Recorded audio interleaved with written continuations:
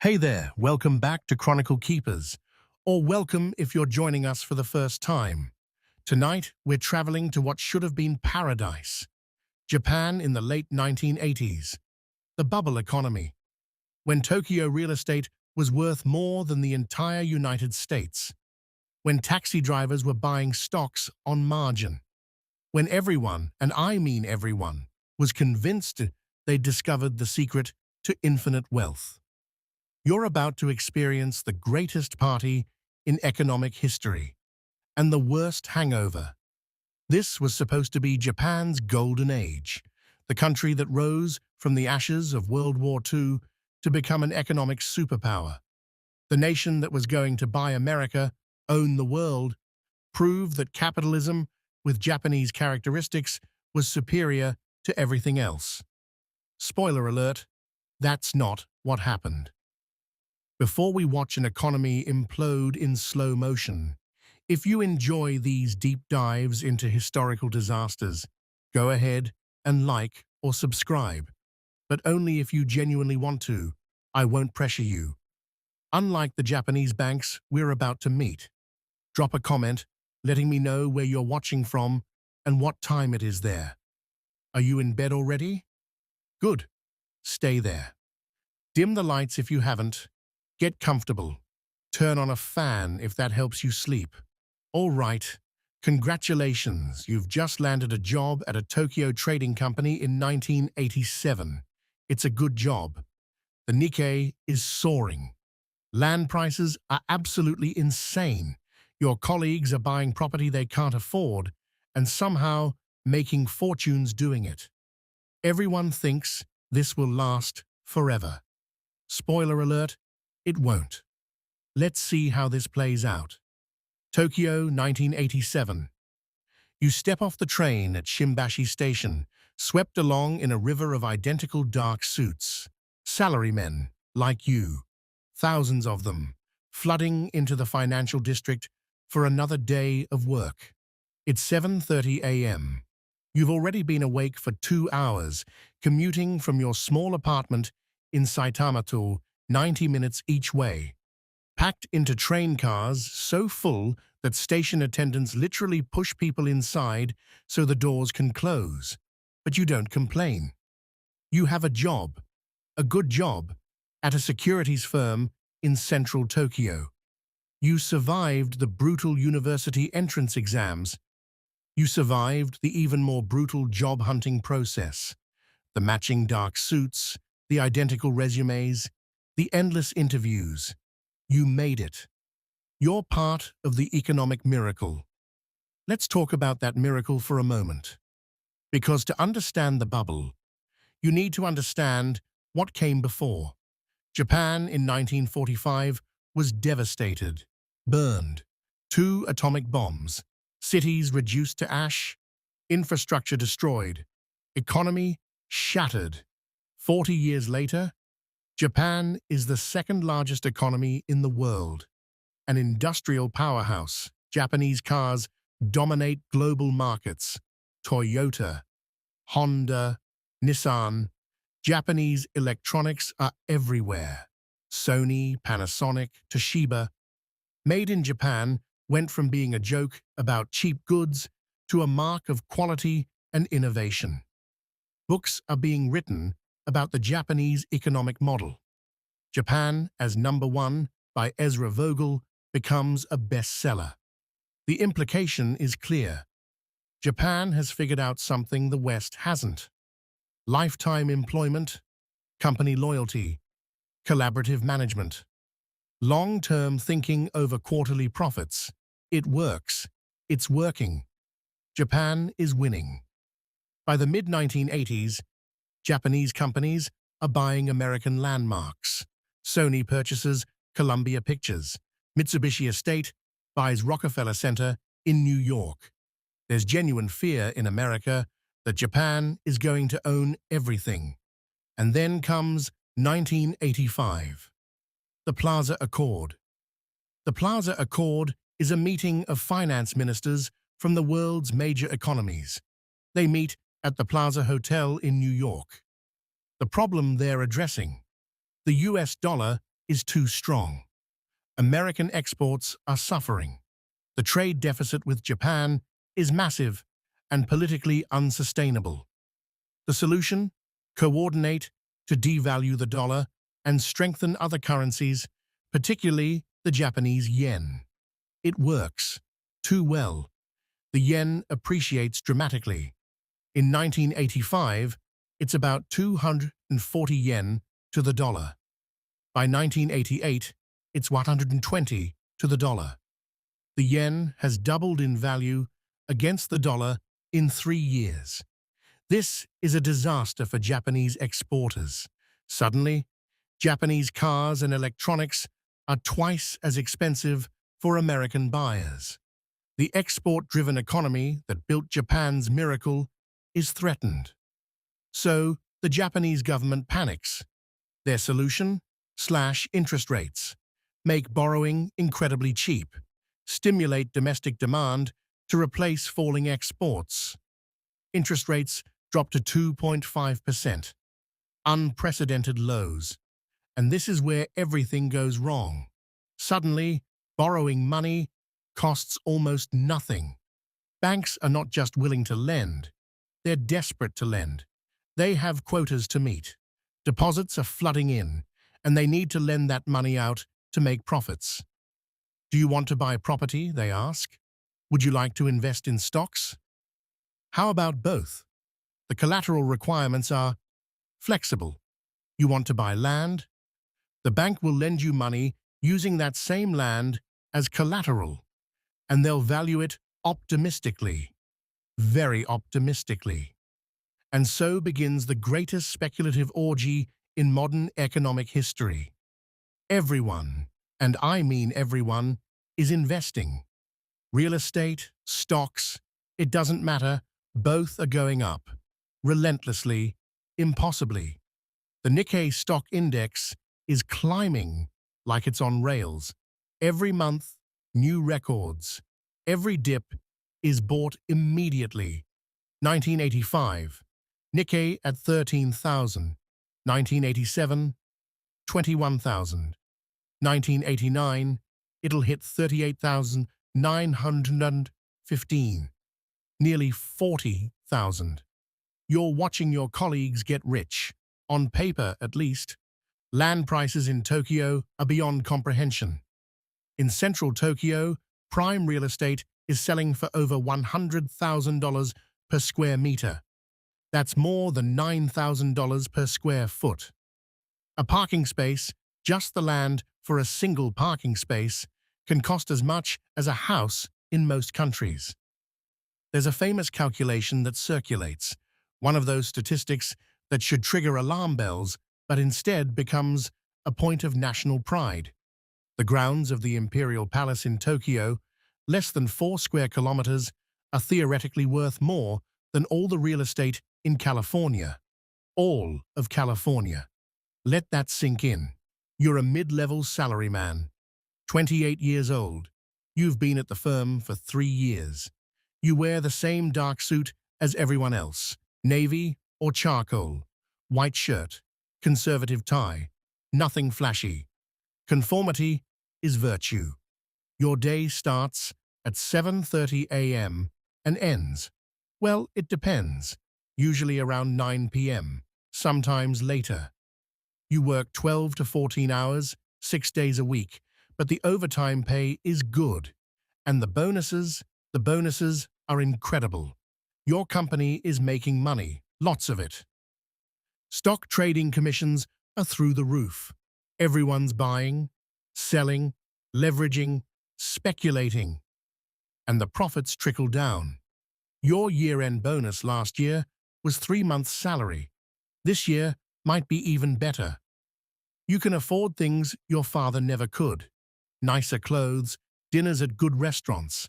You're thinking about buying a car, maybe even property. Everyone around you is investing.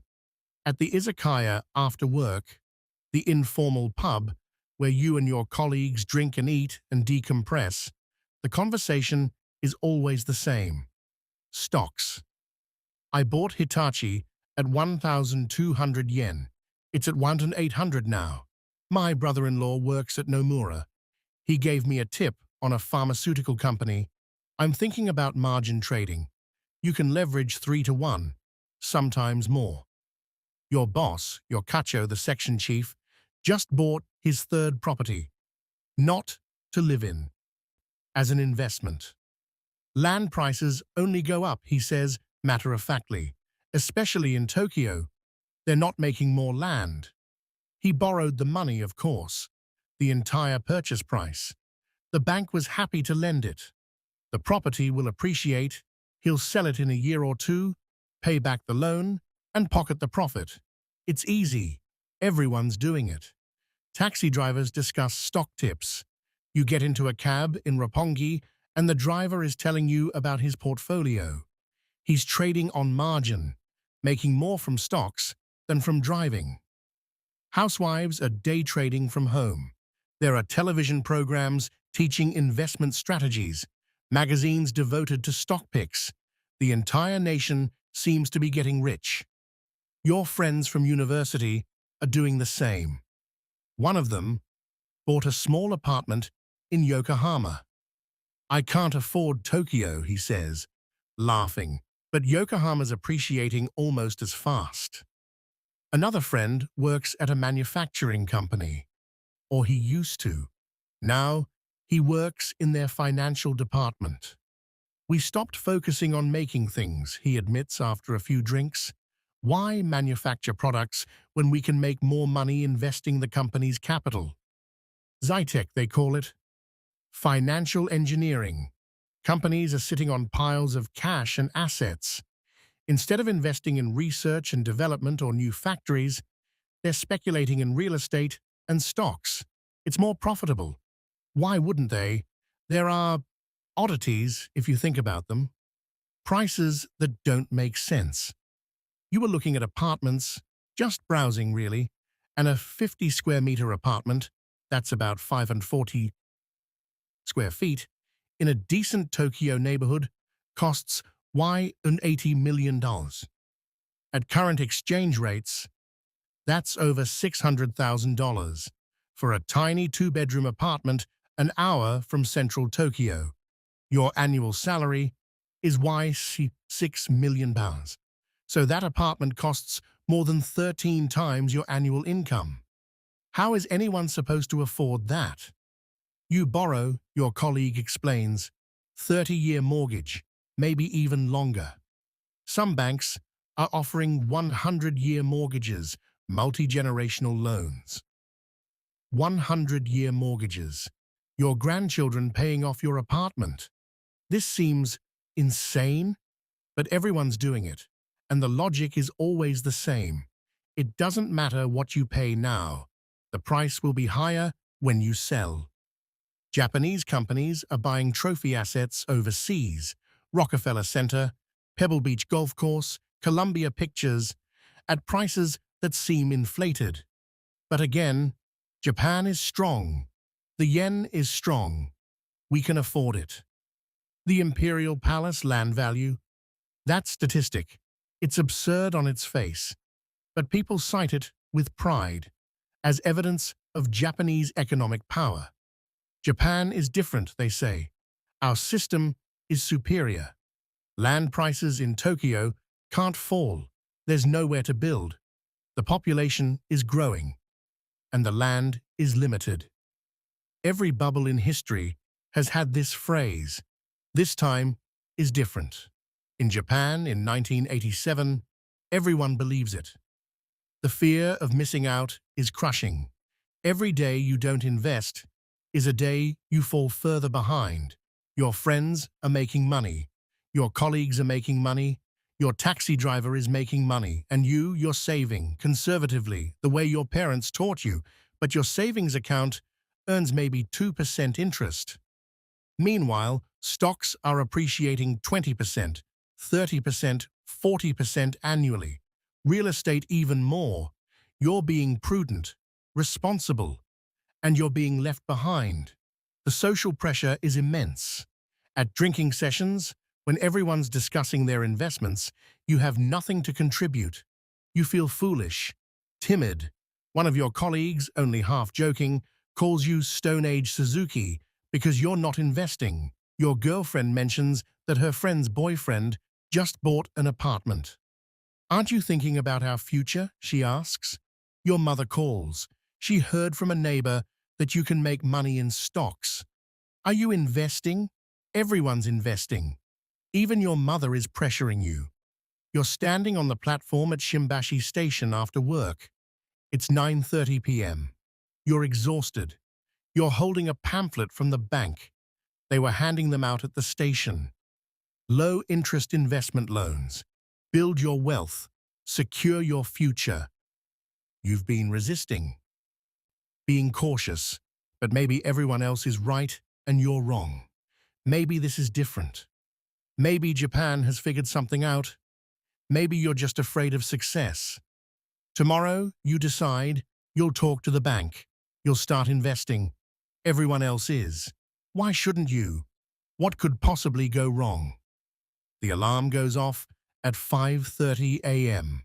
You're awake before it sounds, actually. Your body is trained now. 3 years of this routine, and you don't need an alarm anymore. Your apartment is tiny.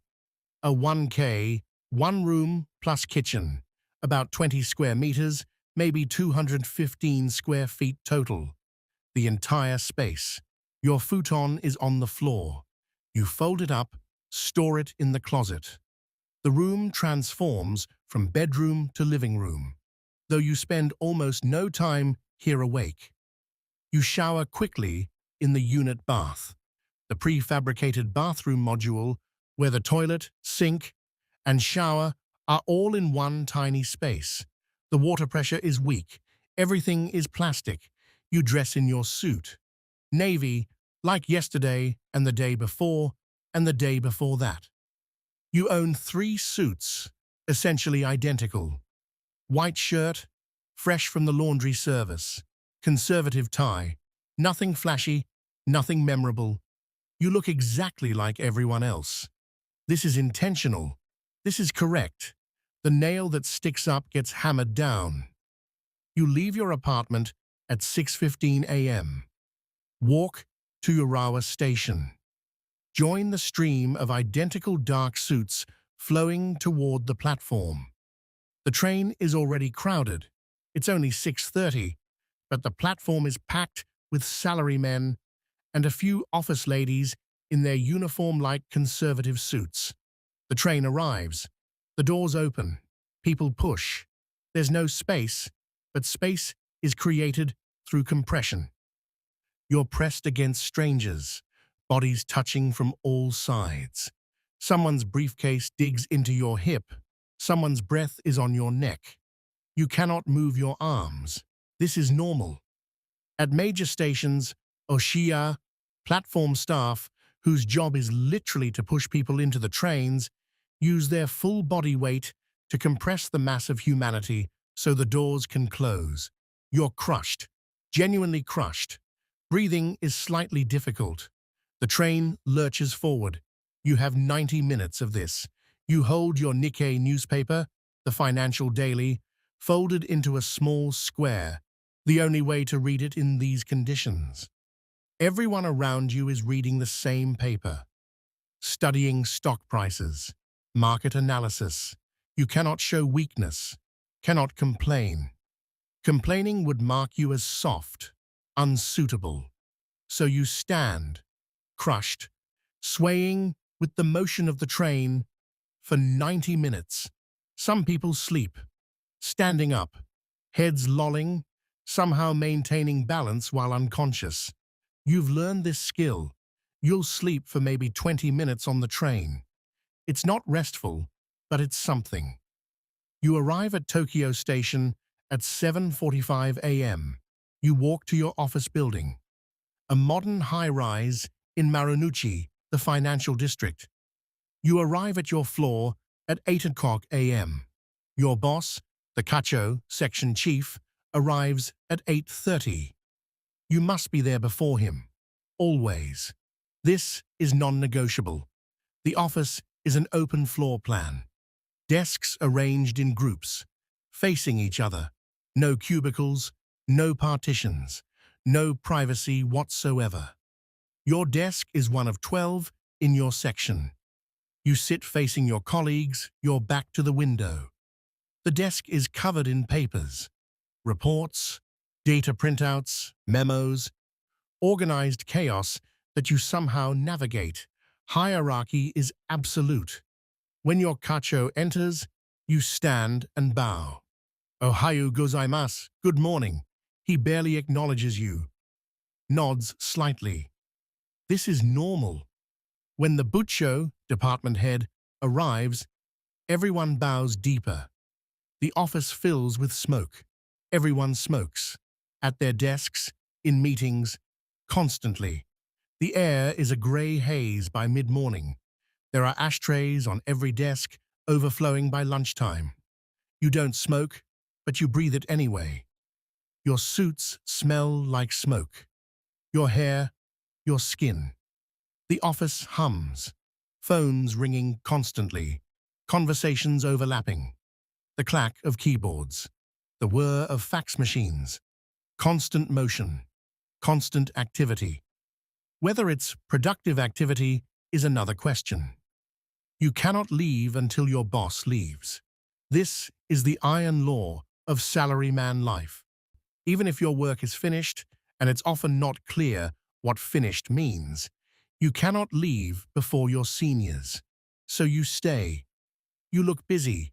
Actual productivity isn't really the point. FaceTime is everything.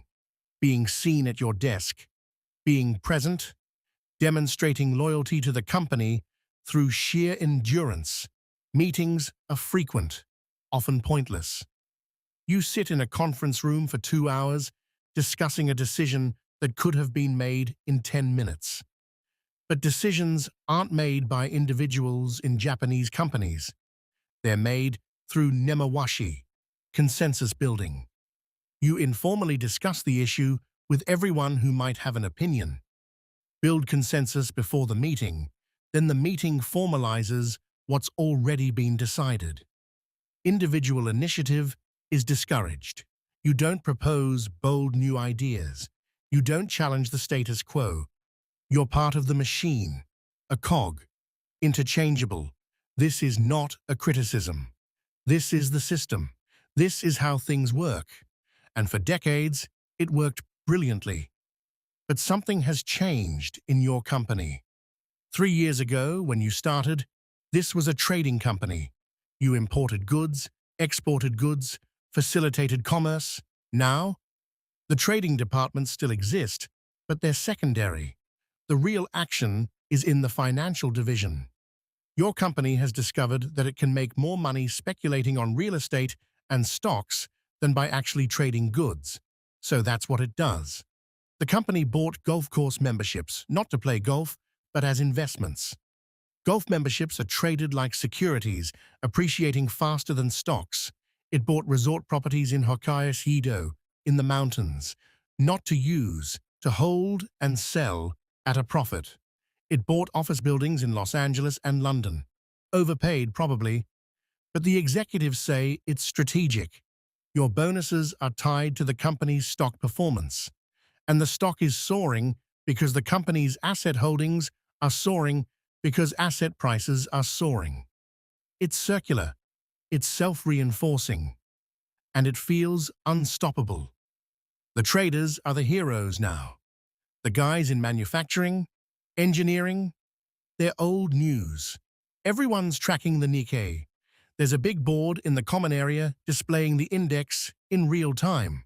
When it hits a new record, people cheer. Your company's stock is updated constantly.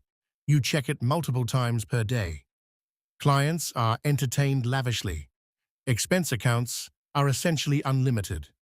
Your bucho takes clients to hostess clubs in Ginza, where a single evening costs $500,000, yen, more than your monthly salary spent on drinks and conversation with beautiful women who are paid to laugh at jokes. This is business. This is how deals are done. Lunch is 30 minutes. You go to the cheap noodle shop around the corner with your immediate colleagues, Ramen or soba, maybe a rice bowl. Yeah, shouldn't £800, maybe why do $1,000. You eat quickly, you discuss work, or you discuss stocks. Did you see Nomura this morning? Up 3%? I bought some Sony. I think they're undervalued. The hierarchy is maintained even here. The most junior person, sometimes you, sometimes your kohai, who joined last year, pays for the senior's meal. It's expected. You don't question it. You're back at your desk in 30 minutes exactly. The afternoon is more of the same. More meetings, more reports. You're preparing an analysis of commodity price trends. It's detailed, exhaustive work. You're gathering data, creating charts, writing summaries. You're not sure anyone will read it. But that's not the point. The point is that it was assigned and you complete assignments. The pressure is immense, but often unclear. You're not being pressured to innovate or excel. You're being pressured to not make mistakes, to not stand out, to not embarrass your section, your department, your company.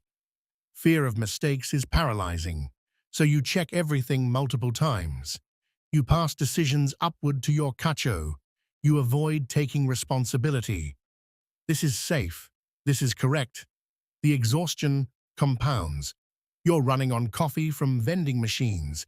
Canned coffee, hot or cold, why £120 per can. You drink 4, 5, 6 cans per day. Your eyes burn from the smoke and the fluorescent lights and the computer screen. Your shoulders are tight, permanently knotted. You're 28 years old and you feel 40. 5 p.m. comes and goes. Nobody leaves. 5 p.m. is when work officially ends. But leaving at 5 p.m. is unthinkable, insulting even. It signals that you don't care about the company, that you're lazy, disloyal. So you stay. You're not necessarily doing productive work. Much of it is pretend work. Looking busy, shuffling papers, slowly typing emails, waiting. The office empties in waves based on seniority. The newest employees leave around 9 p.m. They've been there 14 hours, but they're the first to go. You've been here 3 years. You leave around 9:30 or 10 p.m. Your cacho leaves around 10:30. The bucho might stay until 11. It's a performance. Everyone knows it's a performance, but the performance is mandatory. But you're not going home at 10 p.m. because now comes nominication, a portmanteau of drinking and communication. Your cacho announces, "Let's go for drinks." This is not a suggestion. This is an order. Refusing is career suicide. It marks you as antisocial, a poor team player. So you go. The whole section troops to an izakaya in Shimbashi, a crowded, smoky pub serving small plates and endless alcohol. You drink beer, lots of beer, and sake, and sometimes whiskey. You're expected to drink heavily. It's how you bond, how you show trust. You pour drinks for your seniors. They don't pour for you. Sometimes a colleague at your level will pour for you and you'll pour for them. You listen to your cacho tell stories. You laugh at his jokes, even when they're not funny, especially when they're not funny. You discuss work. You discuss the stock market. You discuss women, sports, anything. The alcohol flows. Inhibitions lower. Your boss might complain about the bucho. Someone might get too drunk and say something inappropriate. Tomorrow, none of this will be acknowledged. After the izakaya, maybe karaoke. You go to a karaoke box, a private room with a machine and microphones. You sing. Badly, probably, but enthusiastically. Your cacho sings enka, traditional Japanese ballads. You clap. You sing something Western. Maybe a Beatles song. Everyone joins in. This continues until midnight. sometimes later. Sometimes there's a second stop, a hostess club, if the budget allows. You sit with beautiful women in expensive dresses who pour your drinks, light your cigarettes, laugh at everything you say. It's transactional. Everyone knows it. But it's part of the culture. You might not get home until 1 or 2 a.m. Stumbling onto the train, still running, miraculously. Tokyo trains run until 1 a.m. If you miss the last train, you sleep in a capsule hotel or a manga cafe, or just wait at the station for the first train at 5 a.m. Saturday is often a work day, not officially, but there's always something to do. And being seen at the office on Saturday is good. Sunday is for recovery. You sleep. You do laundry. You dread Monday. You have no time for hobbies. No time for family if you have one. No time for yourself. Your life is your company. You are a cog in the machine. This is the trade-off. This is the price of success. There's a word in Japanese, karoshi, death from overwork. It's a legally recognized cause of death. People drop dead at their desks from strokes, heart attacks, brought on by chronic stress and exhaustion. The government tracks this. It's a problem they acknowledge but don't really address. You're chronically exhausted, sleep-deprived. Your health is deteriorating. You've gained weight, too much drinking, too much convenience store food, no exercise, your eyes are bloodshot, your skin is bad. You're 28, you look 35. Your girlfriend, the one you had when you started this job, left you. You were never around. You were always too tired. You don't blame her. Your parents worry, but don't understand. You have a good job. You should be happy. Are you happy? You don't know. You don't have time to think about it. But the money is good. Your bonus last year was 4 months' salary. This year, it might be 5. You're making £8 million annually now, with overtime and bonuses. That's more than your father made at his peak. You can afford things. Nice dinners occasionally. A car if you wanted one. You don't. Parking in Tokyo costs more than your apartment. And everyone says this is the price of success. In Japan, you sacrifice. You endure. You contribute to the group. Your company takes care of you. Lifetime employment, health insurance, pension. In return, you give them your life. This is the deal. One evening, late after drinks, after karaoke, you're on the train home. It's 1:30 a.m. You'll be home by 3 a.m. Back at work by 8 a.m. You're exhausted, drunk. Your head is pounding. You're thinking about the bank pamphlet, the investment loan. Your colleagues are all investing, making money in their sleep. You're working yourself to death for salary and bonuses. They're making salary and bonuses and investment returns. Maybe you should do it. Use the company's money, the bonus, as a down payment. Borrow the rest. Buy property or stocks on margin. Everyone's doing it. The train rocks. Your head nods. Tomorrow, you'll go to the bank. You'll become an investor. You'll join the bubble. What's the worst that could happen? You walk into the bank branch near your office during lunch break. It's a Tuesday in March 1988. The bank employee sees you in your dark suit, clearly a salary man, and his eyes light up. Welcome. Are you interested in a loan today? Not, can I help you? Not, what brings you in? Are you interested in a loan? Because that's what banks do now. They push loans, aggressively. You explain. You're thinking about buying property, or maybe investing in stocks. You're not sure yet. He's nodding enthusiastically before you finish. Excellent timing. We have very competitive rates for investment loans. Are you employed full-time? You are. Wonderful. We can approve you for up to 100% of the purchase price, sometimes more, to cover fees and furnishings. Wait, 100%? You don't need a down payment? He smiles. Not necessarily. Your stable employment at a good company is sufficient. We can use the property itself as collateral. This seems too easy, but he's already pulling out forms. Interest rate 4%, 30-year terms available. Approval process takes about a week.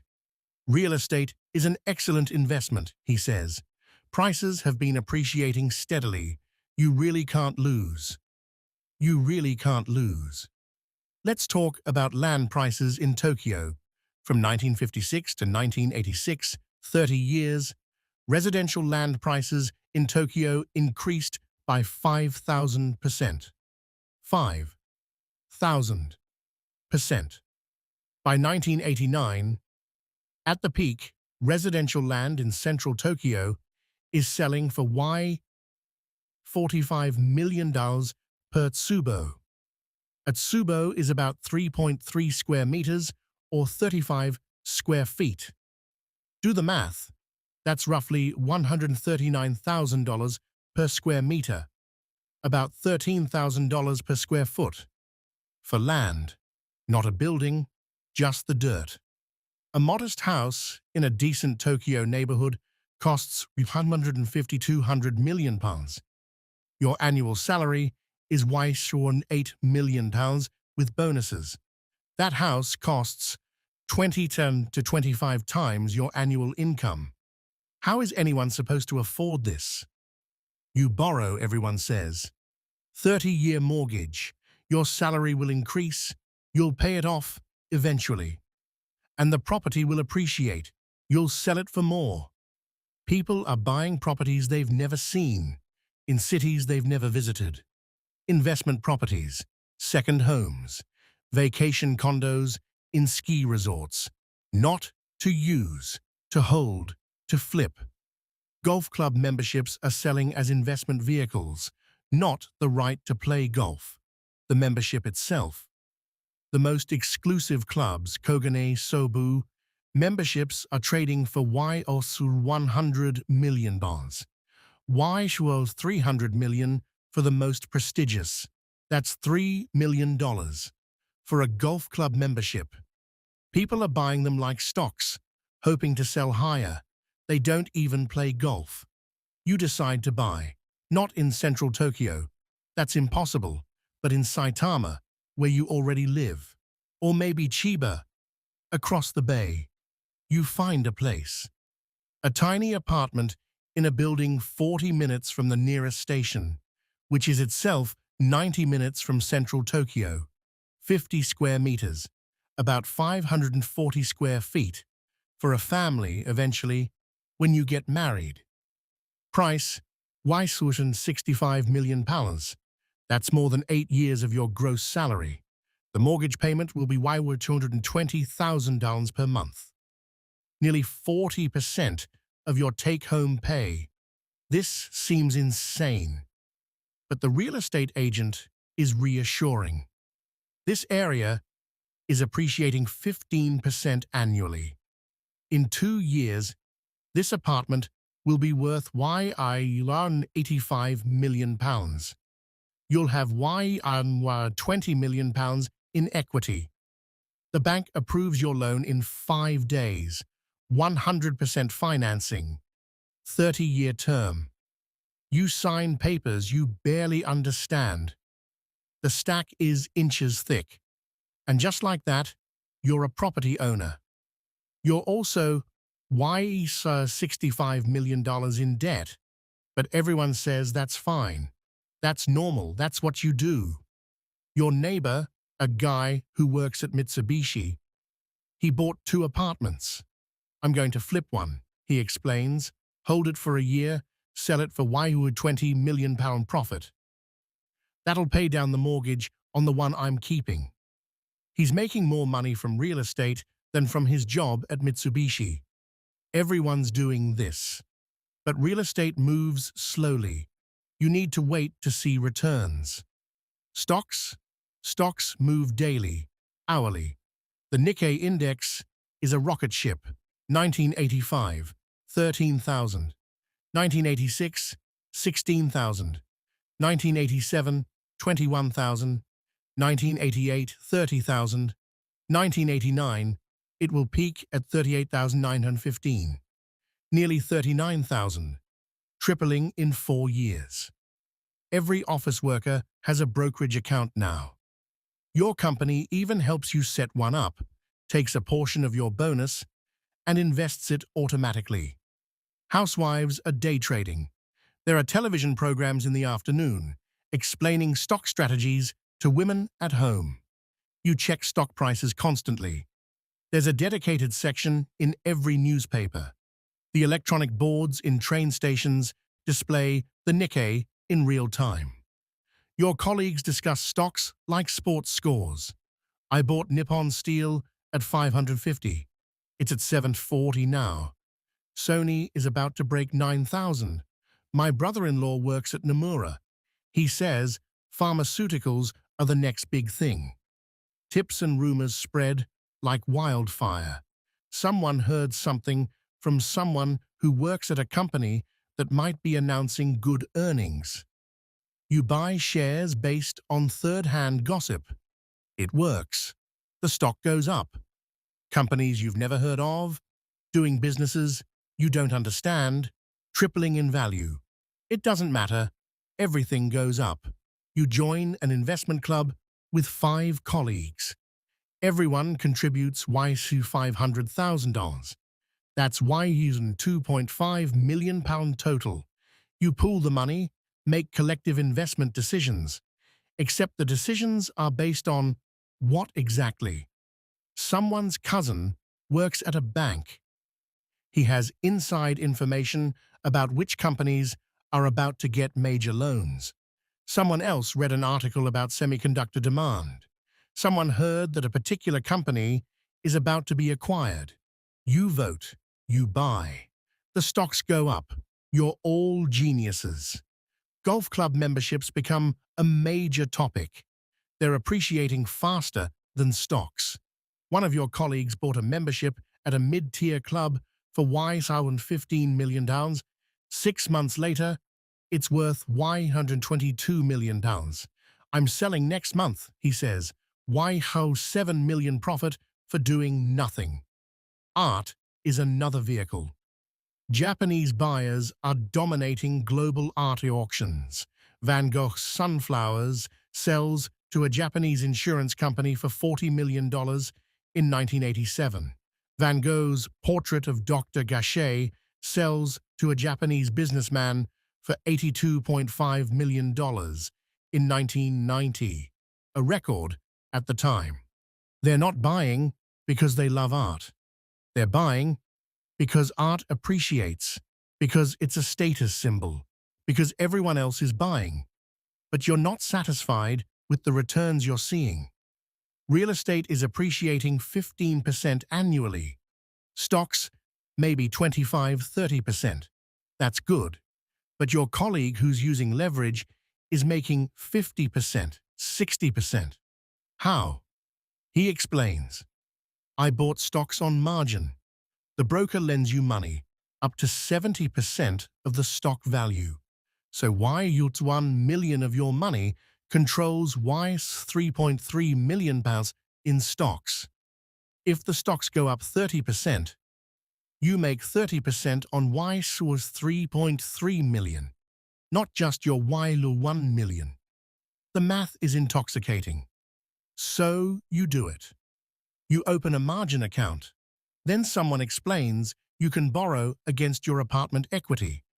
Your apartment has supposedly appreciated £10 million in the year you've owned it. That's equity. The bank will lend you $7 million against that equity. You take the loan. You invest it in stocks. On margin. You're now leveraged on top of leverage. You're borrowing from multiple banks. They don't communicate with each other. They don't care. You get a credit card, cash advance, £500,000, and put it in the market. The logic is airtight. As long as prices keep rising, The debt doesn't matter. You're making more from appreciation than you're paying in interest. It's math. It's inevitable. No one considers what happens if prices fall. Why would they fall? Your company is worse than you are.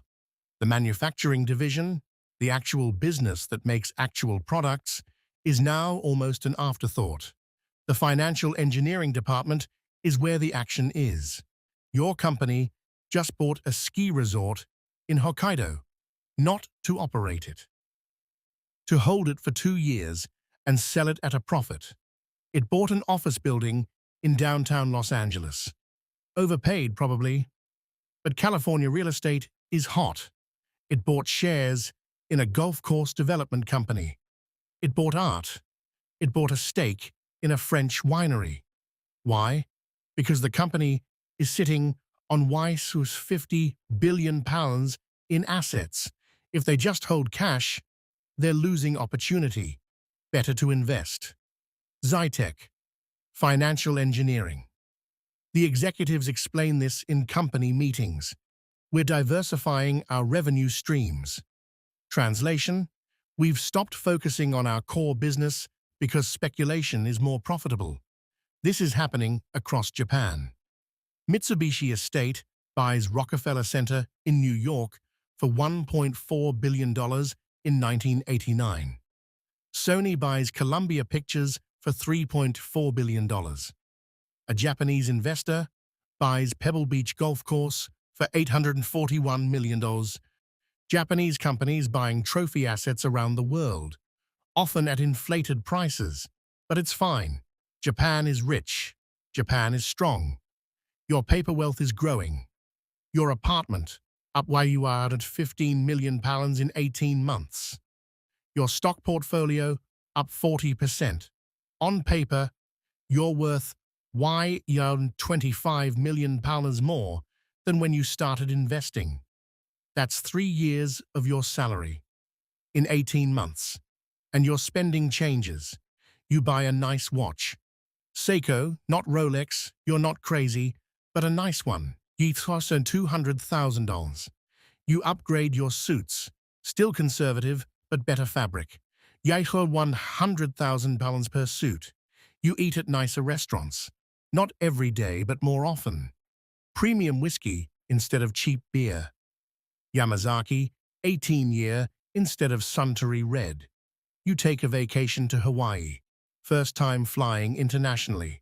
You stay at a decent hotel, eat at good restaurants. It costs $400,000 for 1 week. A few years ago, this would have been unthinkable. Now it's normal. Your colleagues are doing the same. Comparing purchases. Luxury goods as status symbols. Louis Vuitton bags. German cars. BMW, Mercedes. For those who can afford the parking. The newest electronics. VCRs. High-end cameras. Stereo systems. Keeping up becomes exhausting. If you're not upgrading, not spending, you're falling behind. Because that's the thing. It's not about absolute wealth. It's about relative wealth. Your wealth compared to your peers. You're making £8 million annually. That's good. That's upper middle class. But your colleague is making £8 million and has £30 million in investment gains. You feel poor by comparison, even though you're not poor. By any objective measure, you're doing well. But the comparison is crushing. Marriage prospects are discussed in financial terms now. When your aunt asks if you're seeing anyone, she immediately asks, does she come from a good family? Does she have assets? Your parents pressure you.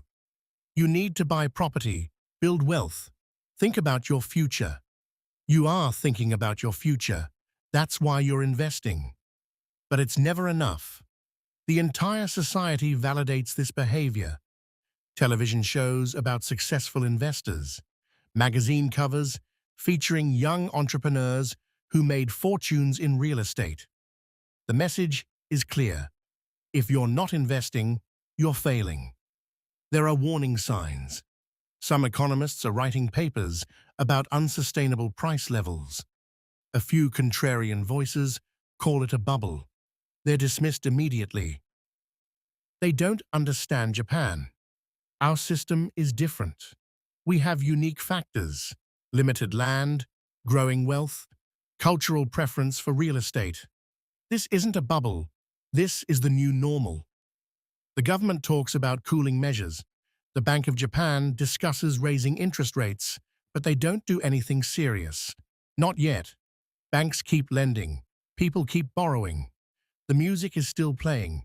Everyone keeps dancing. Because stopping means admitting you might lose.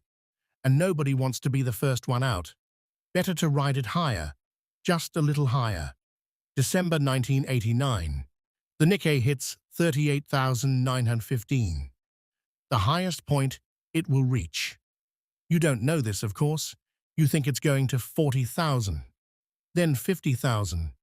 Your portfolio is worth £12 million. You started with £2 million of your own money. You've made £10 million in less than 2 years. Your apartment has appreciated $18 million. On paper, you're worth over $28 million more than when you started. You're 30 years old. You feel invincible. You're thinking about buying another property, borrowing against your equity, investing more. Everyone's doing it. And then, in January 1990, something strange happens. The Nikkei doesn't hit 40,000. It drops. Just a little. A correction, everyone says. It goes from 38,915 to 37,000, then 35,000. People are nervous, but not panicking. It's healthy. Markets need corrections. This is a buying opportunity. You hold.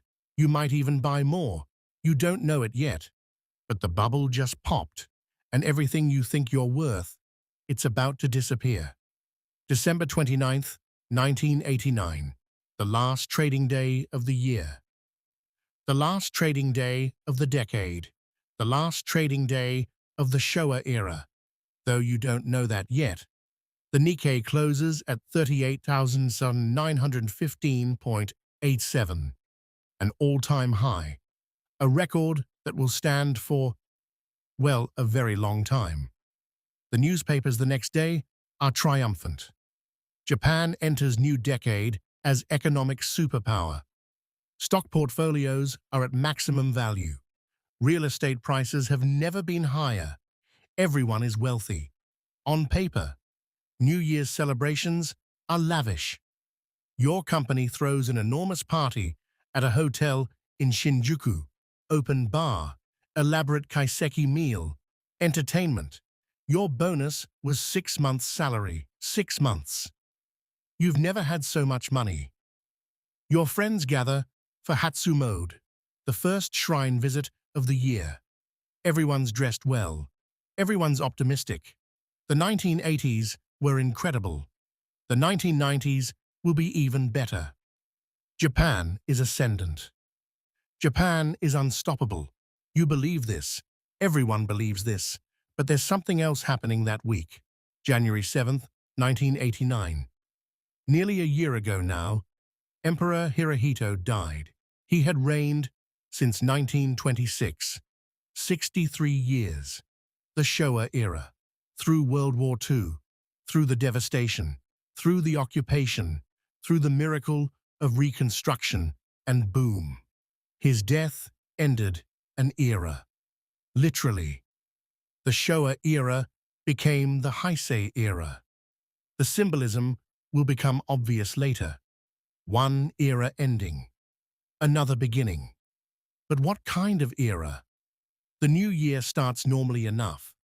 You return to work on January the 4th. The office is the same.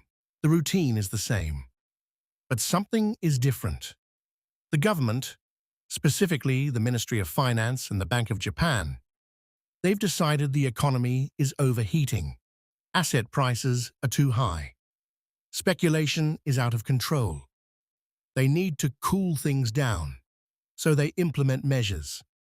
The Bank of Japan raises interest rates from 2.5% to 3.25% in March, then 4.25% in August, eventually, by August 1990, to 6%. They restrict real estate lending.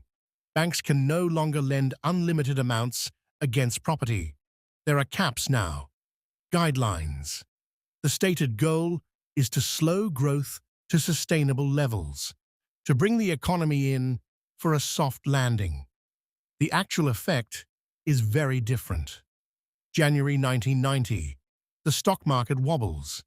The Nikkei, which closed 1989 at 38,915, opens 1990 strong, but then hesitates.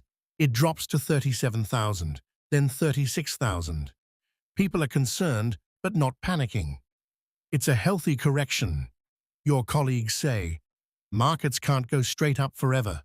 This is a buying opportunity. You've heard this before. Every small dip in the past few years has been followed by recovery and new highs. Buy the dip. It's a strategy that has worked without fail, so people buy. But the dip keeps dipping. February, 35,000. March, 33,000. By the end of March 1990, the Nikkei is down 28% from its peak. 28% in 3 months. Your stock portfolio is down $3.5 million, from $12 million to $8.5 million. Still a profit. You only invested $2 million of your own money initially, but the number is going the wrong direction. Fast. The certainty starts to crack. Not break, not shatter, just crack. You check stock prices multiple times per day.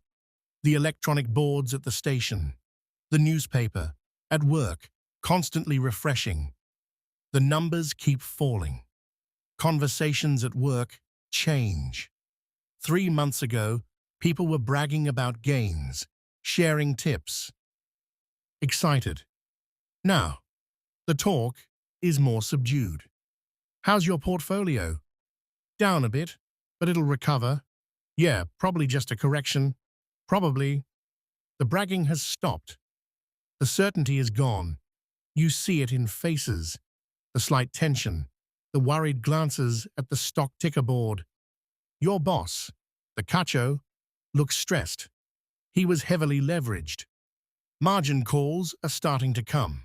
He's selling positions, taking losses, but quietly. No one admits to panic selling. Your stocks are down 30%. You bought on margin, so the losses are amplified. You're getting margin calls. You need to deposit more cash to maintain your positions, or the broker will sell your stocks automatically. You deposit $800,000. Money you don't really have. You put it on a credit card. Your apartment's value is unclear. No one's buying.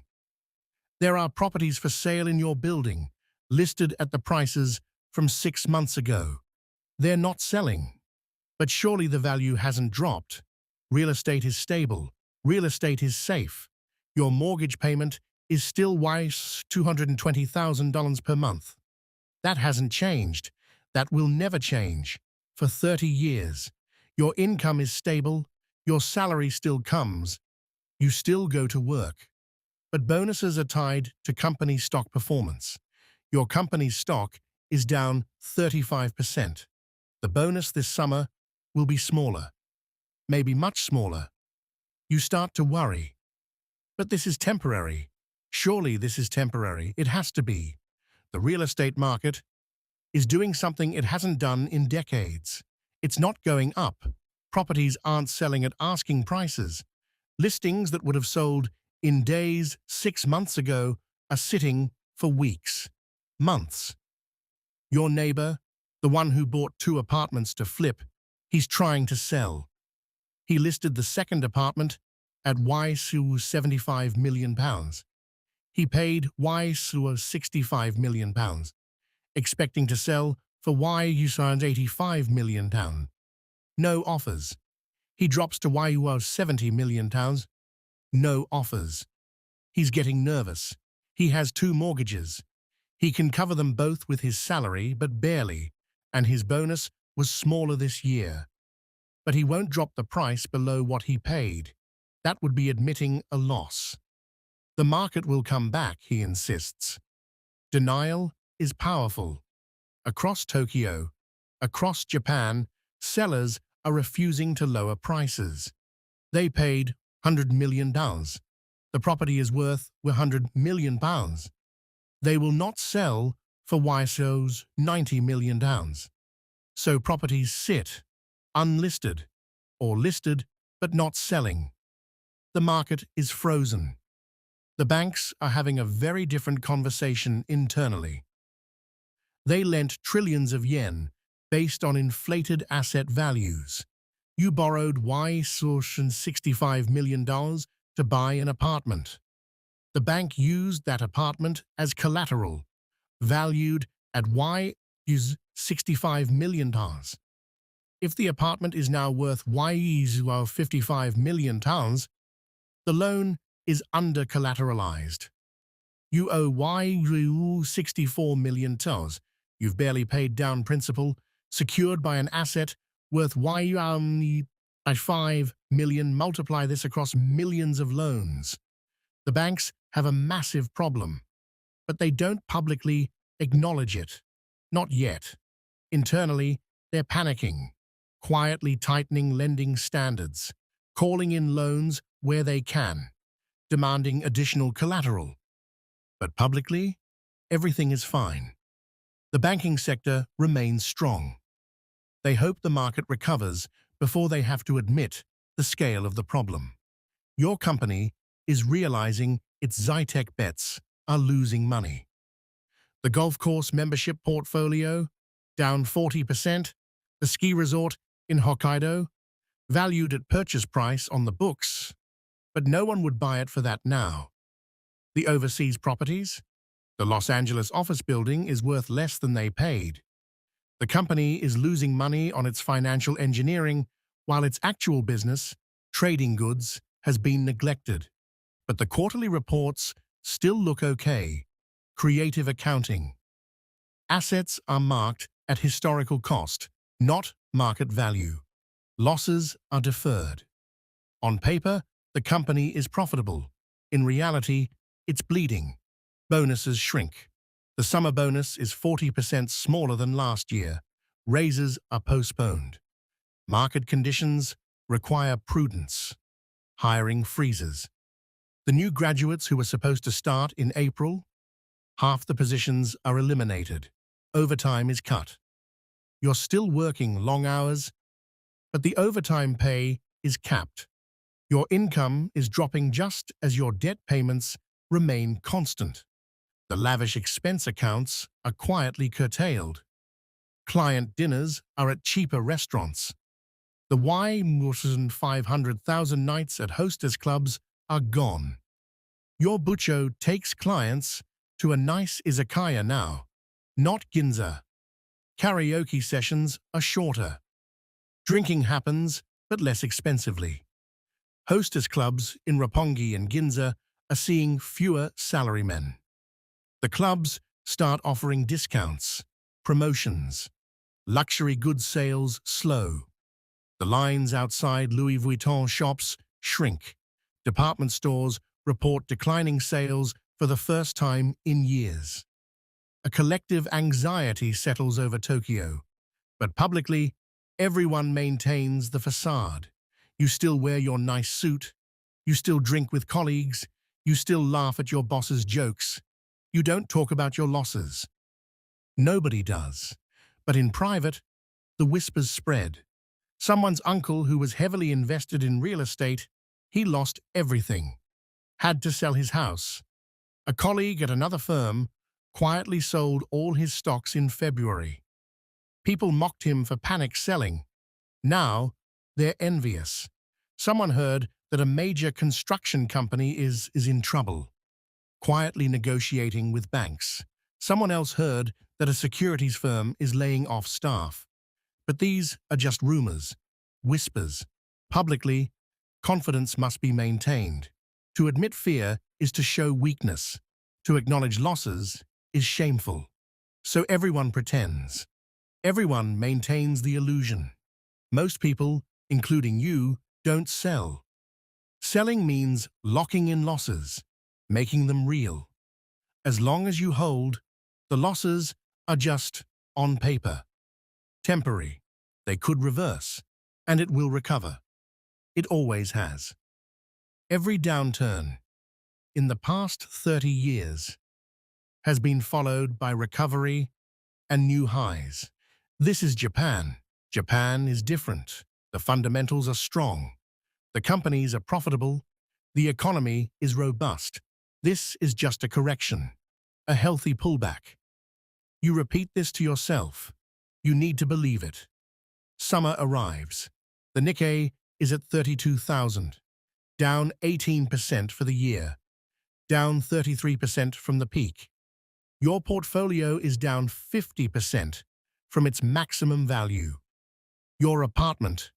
You don't want to think about your apartment's value. No one is buying. No one is selling. The market is frozen. Your neighbor finally sells his second apartment for £58 million. He paid £65 million. With transaction costs and the interest he paid, he lost over £10 million. He's devastated. But he had to sell. He couldn't carry 2 mortgages anymore. He doesn't talk about it. Too shameful. By October 1990, the Nikkei is under 30,000, down 23% for the year, down 40% from the peak. Real estate prices are officially falling now, not frozen. Falling. The government still isn't intervening. No bailouts, no rescue packages. The media is still mostly optimistic. Markets are cyclical. This too shall pass. You're trapped between hope and fear. Hope that it will recover, that the government will do something, that this is just a temporary setback. Fear that it won't, that you're ruined, that your debt is unpayable. December 1990. 1 year after the peak. You're at the same company year-end party, same hotel. But it's different. The meal is simpler. The bar closes earlier. The mood is subdued. Your bonus is 60% smaller than last year. Your portfolio is down 55% from the peak. Your apartment is worth maybe £50 million, so you owe £63 million. You're underwater, technically insolvent, but you still have your job. You can still make payments. As long as you have your job, you can survive this. You don't know it yet. But this isn't a correction. This is a collapse. And it's going to last 30 years. The lost decade. Except it won't be a decade. It will be decades, plural. The party isn't just ending. It's over. And the bill is coming due. 1990. The Nikkei opens the year at 23,849, down nearly 40% from the peak, just 13 months ago.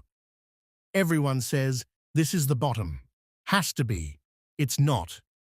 January, 23,000. March, 26,000.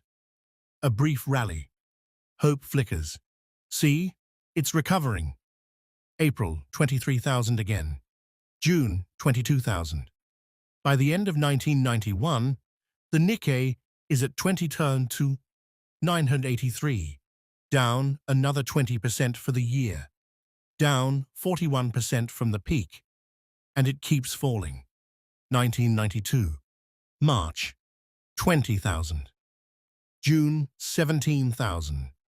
August 18th, 1992, the Nikkei hits 14,309, down 63% from the peak, nearly 2/3 of the value gone. Your stock portfolio? You don't want to calculate it. The Y for 12 million peak is now £4.4 million. You invested £2 million of your own money, plus £6 million borrowed on margin. You're underwater. Deeply.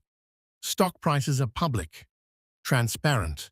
Everyone can see the decline. Real estate is different. Prices fall, but quietly, privately. No one wants to admit what their property is worth now. Your apartment, the one you bought for £65 million in 1988, it's worth maybe £45 million now. Maybe less. It's hard to tell because nothing is selling. You owe £63 million on the mortgage. You've barely paid down principal. You're £118 million underwater. If you sold, and you can't, there are no buyers, you'd still owe the bank £818 million for an apartment you don't own anymore. You're trapped. The margin calls are relentless. Remember, you borrowed money to buy stocks. The stocks were collateral. Now the collateral is worth 60% less. The broker calls. You need to deposit more cash or they'll liquidate your positions. You don't have more cash. They sell your stocks at a loss. You still owe them money. You owe £3.2 million to the brokerage, plus your mortgage, plus your credit card debt, plus the loan you took against your apartment equity. You're drowning in debt, and you're not alone. Your colleague, the one who was so confident, who bragged about his returns, he's gone. Not fired. He resigned. In Japan, you don't fire people, not usually. You suggest they might want to pursue other opportunities. You make life so miserable, they quit. He couldn't meet his margin calls. He had borrowed from multiple banks. When the stocks collapsed, the banks called the loans. He had to sell everything. His apartment, his car, everything. He still owes $8 million. He's moved back in with his parents. At age 35. The shame is unbearable. Another colleague had a breakdown. Just stopped coming to work. Eventually sent a resignation letter. You heard he's on medication now. Depression. The forced sales create a vicious cycle. People sell stocks to meet margin calls. The selling drives prices down, which triggers more margin calls, which forces more selling. Down and down and down. The banks are in crisis. For years, decades, they lent money based on real estate collateral. The assumption was simple. Real estate prices only go up. So if you wanted to borrow $50 million, the bank would lend it to you if you had property worth $50 million. Now that property is worth $30 million. You still owe $50 million. Multiply this across millions of loans. The banks are sitting on trillions of yen in non-performing loans. Loans that won't be repaid. Collateral that's worthless. Banks start failing. Quietly at first. The government orchestrates mergers, forced acquisitions, voluntary consolidations, credit freezes. Want to borrow money for a legitimate business purpose? No. Want to refinance your mortgage? No. Want a car loan? No. The banks can't lend. They're trying to survive. Economic activity seizes up. Construction projects stop. Half-finished buildings sit empty. Cranes motionless. Your company announces quarterly results. Loss of $15 billion. 15 billion yen in losses. The Zytec portfolio is devastated. The golf courses are worthless. The resort properties can't be sold. And the actual business, the trading business, was neglected for years. Competitors took market share. The president resigns. Bows deeply at a press conference. Apologizes to shareholders. It doesn't help. Restructuring is announced. In Japan, this word is shocking. Companies don't restructure. They provide lifetime employment. That's the social contract. But the social contract is breaking. Departments are consolidated. The financial engineering department is eliminated entirely. Those employees are encouraged to accept early retirement.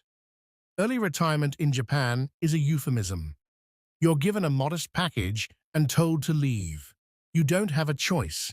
Your colleague Tanaka-san, he's 52, been with the company for 30 years. He's offered early retirement. He takes it. What else can he do? His severance is $10 million. Sounds like a lot. It's not. He has 20 years until full retirement age. His pension won't start until then.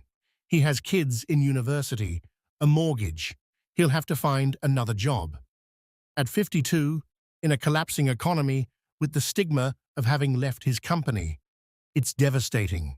Salary cuts are announced, 10% across the board. Bonuses are eliminated entirely. Market conditions require sacrifice. Your income just dropped 30%. Your expenses haven't. The office atmosphere is fear and desperation. Everyone works harder, much harder, because the alternative is being restructured. You arrive earlier, you stay later.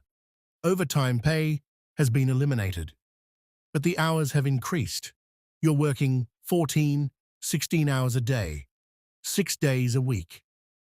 For 30% less money than 2 years ago. Your health is deteriorating. You're exhausted constantly. You've gained weight from stress and lack of sleep. Your blood pressure is high. Your doctor warns you about karoshi, death from overwork. You nod. You go back to work. What choice do you have? The real estate market isn't just falling, it's collapsing. Property prices fall 70%, 80% from peak levels. That $65 million apartment you bought? Similar units in your building are selling, if they sell at all, for $20 million. 20 you owe $62 million. Your $42 million underwater. Your entire life's salary plus debt, and you own nothing. Developers are going bankrupt. Major construction companies that built Tokyo are insolvent.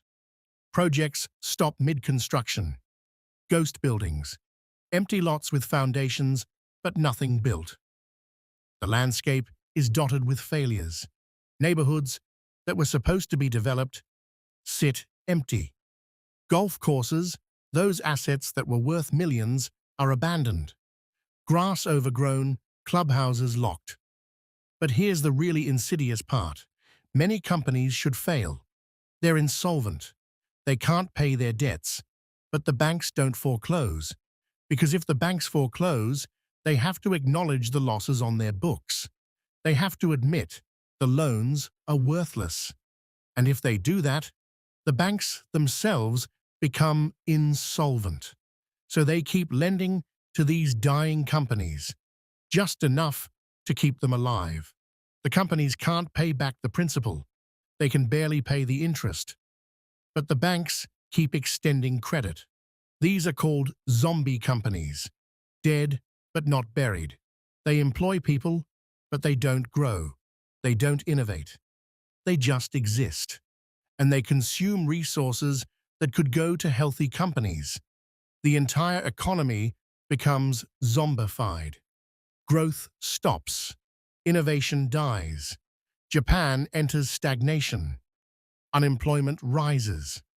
In a country where lifetime employment was the norm, where unemployment was virtually unknown, people are out of work. Homelessness appears in Tokyo, Ueno Park, Shinjuku Station. You see them now. Salarymen who lost everything, living in cardboard boxes. It's shocking, shameful. The government tries to hide it. Salaryman becomes a term of pity instead of respect. Suicides increase dramatically. Japan's suicide rate was already high. It spikes. Middle-aged men, unable to bear the shame of unemployment or bankruptcy, kill themselves. It's an epidemic, but it's not talked about. Karoshi cases rise. Death from overwork. Heart attacks at desks. Strokes during commutes. Working yourself to death to avoid being laid off. The government acknowledges it, does nothing meaningful. Your savings are gone, wiped out. Your pension, the one your company was supposed to provide, it was partially invested in the company's stock. The stock is down 70%. Your retirement is gone. Your property is an anchor of debt you'll carry for 30 years. You can't sell it. You can't refinance it. You can only pay monthly for something worth a third of what you owe. You can't retire. You can't change jobs. Who would hire you? You're locked into a company that might not exist in 5 years, doing work you hate for diminishing pay. You're stuck. Completely and utterly stuck. The government tries. Multiple stimulus packages, infrastructure spending, public works projects. They build bridges to nowhere. Highways nobody uses. It doesn't work.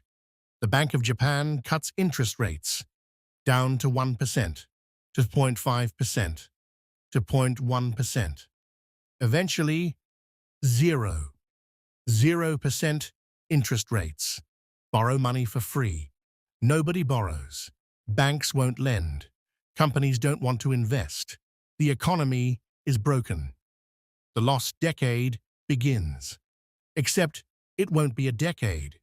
It will be the lost decade. Then the lost 20 years. Then longer. Japan's economy will stagnate for a generation. The shame is overwhelming. In Japanese culture, talking about personal financial problems is taboo. You can't discuss your losses. You can't admit you're struggling. Everyone pretends they're okay. You wear the same suit. You go to the same office. You smile and bow and maintain appearances. Inside, you're screaming. Depression is epidemic, but mental health treatment carries stigma. You don't see a therapist. You drink. The social contract feels broken. You worked hard. You followed the rules. You were loyal to your company. You did everything right, and you lost everything anyway. Did anyone win? The early sellers, if they existed, if they got out in late 1989 or early 1990, but most didn't. Most held, most believed. Foreign investors, maybe. The ones who bought Japanese assets years later at 20 cents on the dollar. But Japanese society as a whole? Devastated. An entire generation's wealth gone. An entire generation's faith in the system shattered. Things that were unthinkable become normal. Lifetime employment ends. Companies lay off workers. Economic stagnation becomes the baseline. Growth is rare. Deflation sets in. Prices don't rise. They fall. Slowly, year after year. Sounds good, right? Things get cheaper. It's terrible. If prices fall, companies earn less. If companies earn less, they cut wages. If wages fall, people spend less. If people spend less, prices fall more. A deflationary spiral. Japan is stuck in it for 20 years. Young people entering the workforce in the mid-1990s have no hope. The jobs aren't there. The opportunities are gone. They're called the lost generation. Kids who graduated into a depression, who never had a chance. Some never recover, never get stable employment, never marry, never buy homes. It's 1995 now. 5 years since the bubble popped. The Nikkei is around 15,000, down 60% from the peak. It will stay there, roughly, for decades. Real estate prices are still falling. Your apartment is worth $18 million. You owe $59 million. You've paid the mortgage for 7 years. You will pay for 23 more. You're 40 years old. You're still at the same company, barely. You're exhausted, unhealthy, depressed. You'll never retire comfortably. You'll never own your home outright. You'll work until you die. This is your life now. This is Japan's life. The miracle economy became the cautionary tale, the bubble that never should have inflated, the crash that never should have happened, the recovery that never came. And the worst part? You did everything you were supposed to do. You worked hard, you saved, you invested, you followed the rules. The rules were wrong. The system was broken. And you paid the price. 30 years later, Japan still hasn't fully recovered. The Nikkei won't reach its 1989 peak again until 2024. 35 years. An entire generation lost to a bubble. The lost decades. That's what they call it now. 1991 to, well, it depends on who you ask. 2010, 2020, ongoing, 20 years, 30 years, a generation, maybe two. Japan's economy just stopped. GDP growth averaging less than 1% annually. Some years negative. For context, China was growing 8 to 10% during this period. The US averaged 2 to 3%. Japan, barely moving. Wages stagnate, then decline in real terms. You made £108 million in 1990. You make £7.2 million in 2005. 15 years later, you're earning less. Innovation slows dramatically. The companies that defined the 1980s, Sony, Panasonic, Toshiba, Sharp, they stop leading. Silicon Valley takes over. Apple, Google. Later, Chinese companies, Huawei, Alibaba. Japan, which was supposed to dominate the 21st century, becomes a cautionary tale. Deflation becomes the defining economic feature. Prices fall, year after year. This sounds good if you don't understand economics. Things get cheaper. Your money goes further. But it's a trap, a death spiral. If prices are falling, why buy today? Wait, it'll be cheaper next month. So people don't spend. Consumption drops. If consumption drops, companies earn less.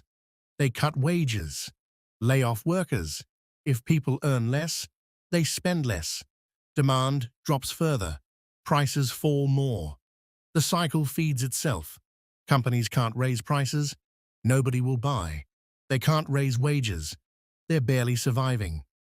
And here's the cruel part. Your debt doesn't deflate. You owe £60 million on your mortgage. That number doesn't change. But wages are falling. Prices are falling. The real burden of that debt grows heavier every year. You're on a treadmill that's slowly speeding up. You run harder just to stay in place. Savings lose their purpose. You save money. The interest rate is 0. Your savings earn nothing. Inflation is negative, so technically your money gains purchasing power. But barely. And what are you saving for? Everything is uncertain. You're in your 40s now, early 2000s. You've been at the same company for over 15 years. You're stuck. There's no job mobility. Who would hire a middle-aged man in a stagnant economy? You're lucky to have a job at all. Your mortgage is still massive. You've been paying for 12 years. You owe $52 million. Your apartment is worth maybe $25 million on a good day. You're still underwater, still trapped. You haven't had a real raise in a decade. Your children, you have 2 now, a son and a daughter, their prospects look grim. Your son is in high school. Smart kid, works hard. But there are no jobs. The companies aren't hiring. The economy is dead. He'll graduate university into, what? Part-time work? Contract positions with no security, the Japanese dream, work hard, join a good company, lifetime employment, comfortable retirement. It's dead. You lived through its death, and you can't even tell your son to hope for better. The economy is full of zombies, zombie companies, dead but not buried. They're insolvent. They can't pay their debts. They should fail. But the banks keep them alive with evergreen loans. Why? Because if the companies fail, the banks have to acknowledge the loans are worthless. And if they do that, the banks themselves are insolvent. So everyone pretends. The companies pretend to be viable. The banks pretend the loans are performing. The government pretends the economy is healthy. These zombie companies employ people. That's something. But they don't innovate, don't grow, don't invest. They're dead weight, consuming resources that could go to dynamic new companies. Productivity stagnates. Japan's tech dominance evaporates. In the 1980s, Japanese companies were the most advanced in the world. Sony was synonymous with innovation. By the 2000s, Sony is making the same products it made in 1995. Slight iterations. Apple releases the iPod, the iPhone. Revolutionary products. Samsung, a South Korean company that used to copy Japanese designs, is now leading. Japanese companies become followers, imitators. The innovation moved elsewhere. The banks hide their bad loans for years. Everyone knows they're there. The non-performing loans, the real estate debts that will never be repaid. But they're not formally acknowledged. Creative accounting, regulatory forbearance, government-approved fiction. Finally, in the late 1990s and early 2000s, major banks start failing. The Long-Term Credit Bank of Japan, Nippon Credit Bank. Others, they're nationalized, merged, restructured. The government injects trillions of yen in capital. It doesn't really fix the problem. Credit remains tight for decades. Small businesses can't get loans. Young entrepreneurs can't get funding. The economy is starved of capital, even as interest rates are zero. Nobody trusts the financial system anymore, and so people save. Excessively, the savings rate spikes. People hoard cash, which would be fine if that money were being invested productively, but it's not. It sits in bank accounts, earning nothing, under mattresses. The paradox of thrift. Everyone saves, so no one spends, so the economy shrinks. The lifetime employment system, the foundation of Japan's post-war social model, it breaks. Companies can't afford it. The economy can't sustain it. Layoffs become common. But more insidious, the rise of temporary workers. Hearken. Dispatch workers, temps. They do the same work as permanent employees, sometimes the exact same job, but they're paid less. No benefits, no job security, no pension. They can be let go anytime. By the 2000s, nearly 40% of the workforce is non-permanent. Young people can't get stable jobs. They graduate university, good universities, with good grades, and there are no permanent positions.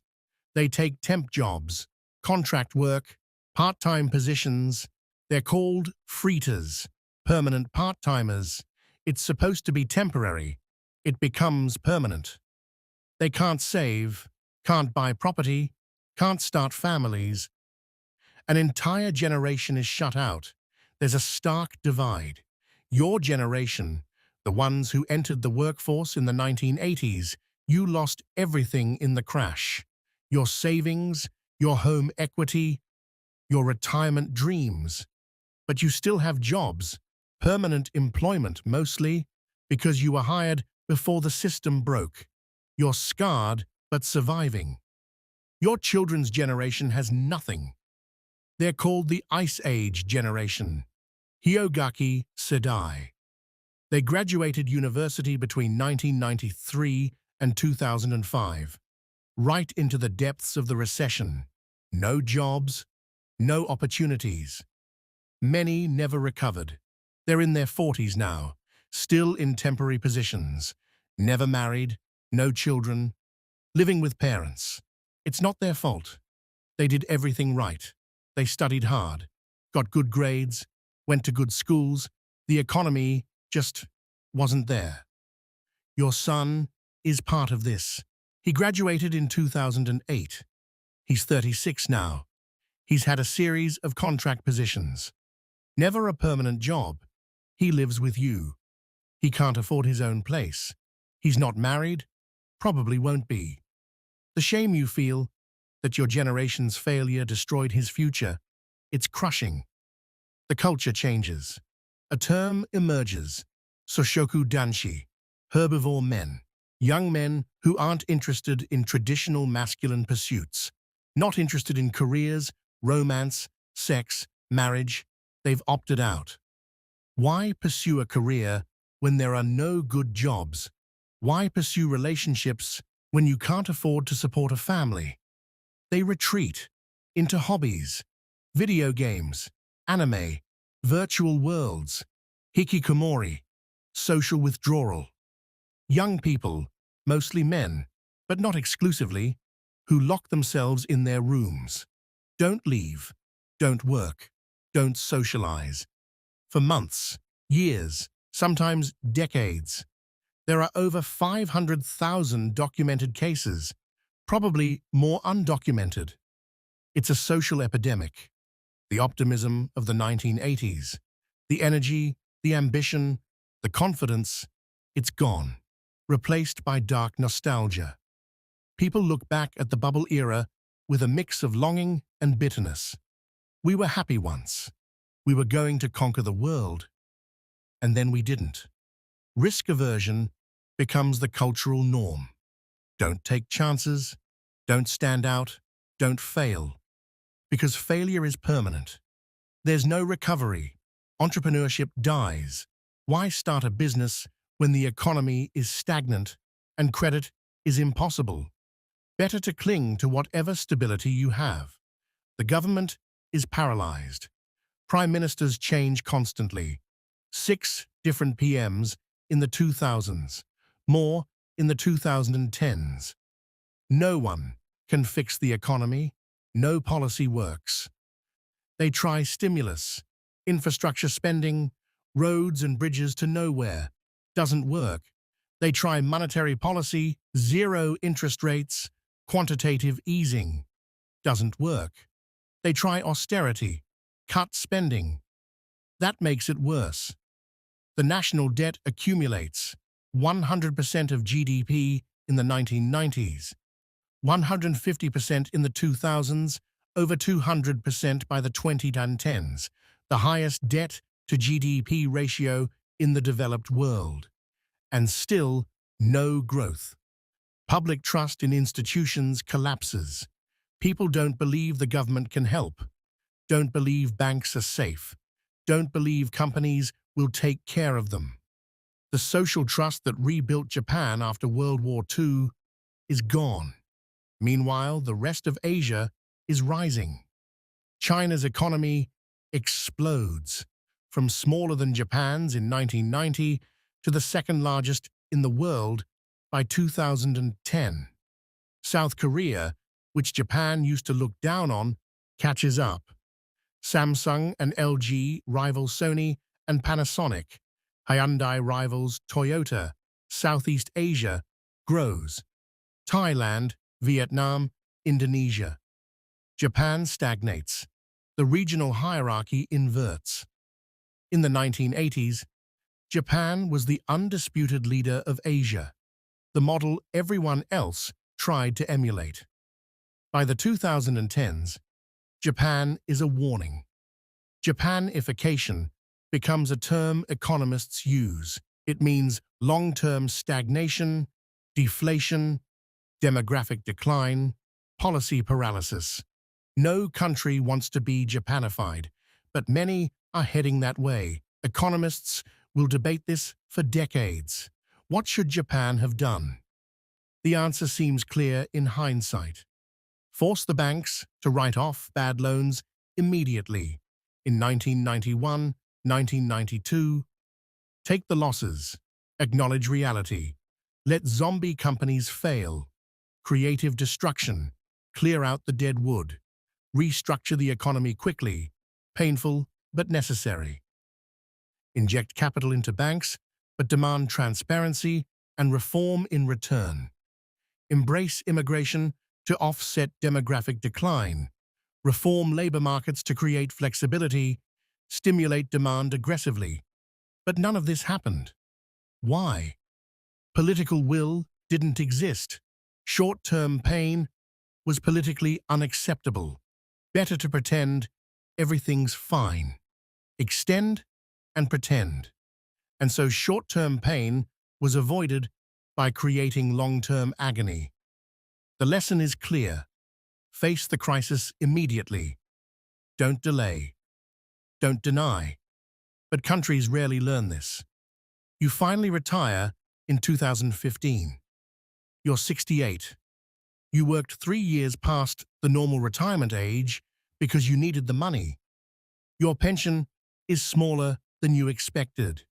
Your company's pension fund was underfunded. The government pension isn't generous. You never recovered your losses from the bubble. Your apartment, you still live there, is finally worth about what you owe.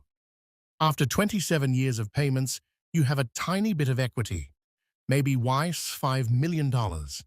That's all you have to show for decades of work and sacrifice. Your son lives with you. He contributes what he can from his part-time work. Your daughter is doing slightly better.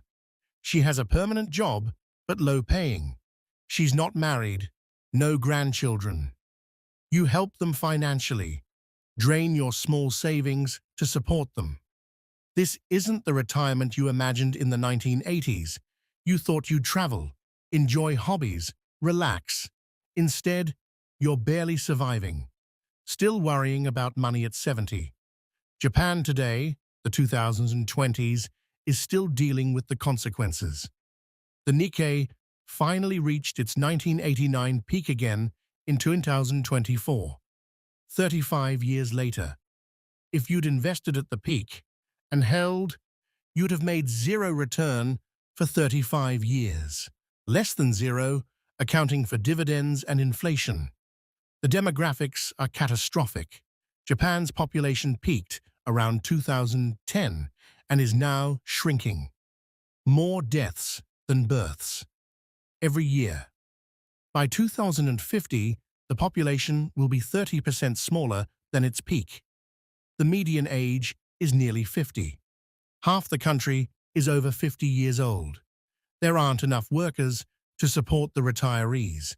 The debt is over 250% of GDP, the highest in the world. Innovation still lags. The tech giants are American and Chinese. But society is stable, safe, orderly. Crime is low. Infrastructure is excellent. Healthcare is good. Life is fine. Comfortable even. Just stagnant. Unchanging. Older. It's a strange kind of decline. Gentle. Quiet. Not collapse. Just slow fading. The lessons are clear, if we choose to see them. Asset bubbles always burst. Always. No exceptions. This time is different, is the most expensive sentence in any language. Leverage magnifies gains and losses. The gains are temporary. The losses are permanent. Collective delusion is powerful. Entire societies can convince themselves of things that are obviously false. Recovery can take decades. An entire generation can be sacrificed. The social and psychological damage outlasts the economic damage. When a bubble bursts, act quickly, face reality. Take the pain early. Denial and delay make everything worse. The world watched Japan's lost decades. Economists studied it. Central banks analyzed it.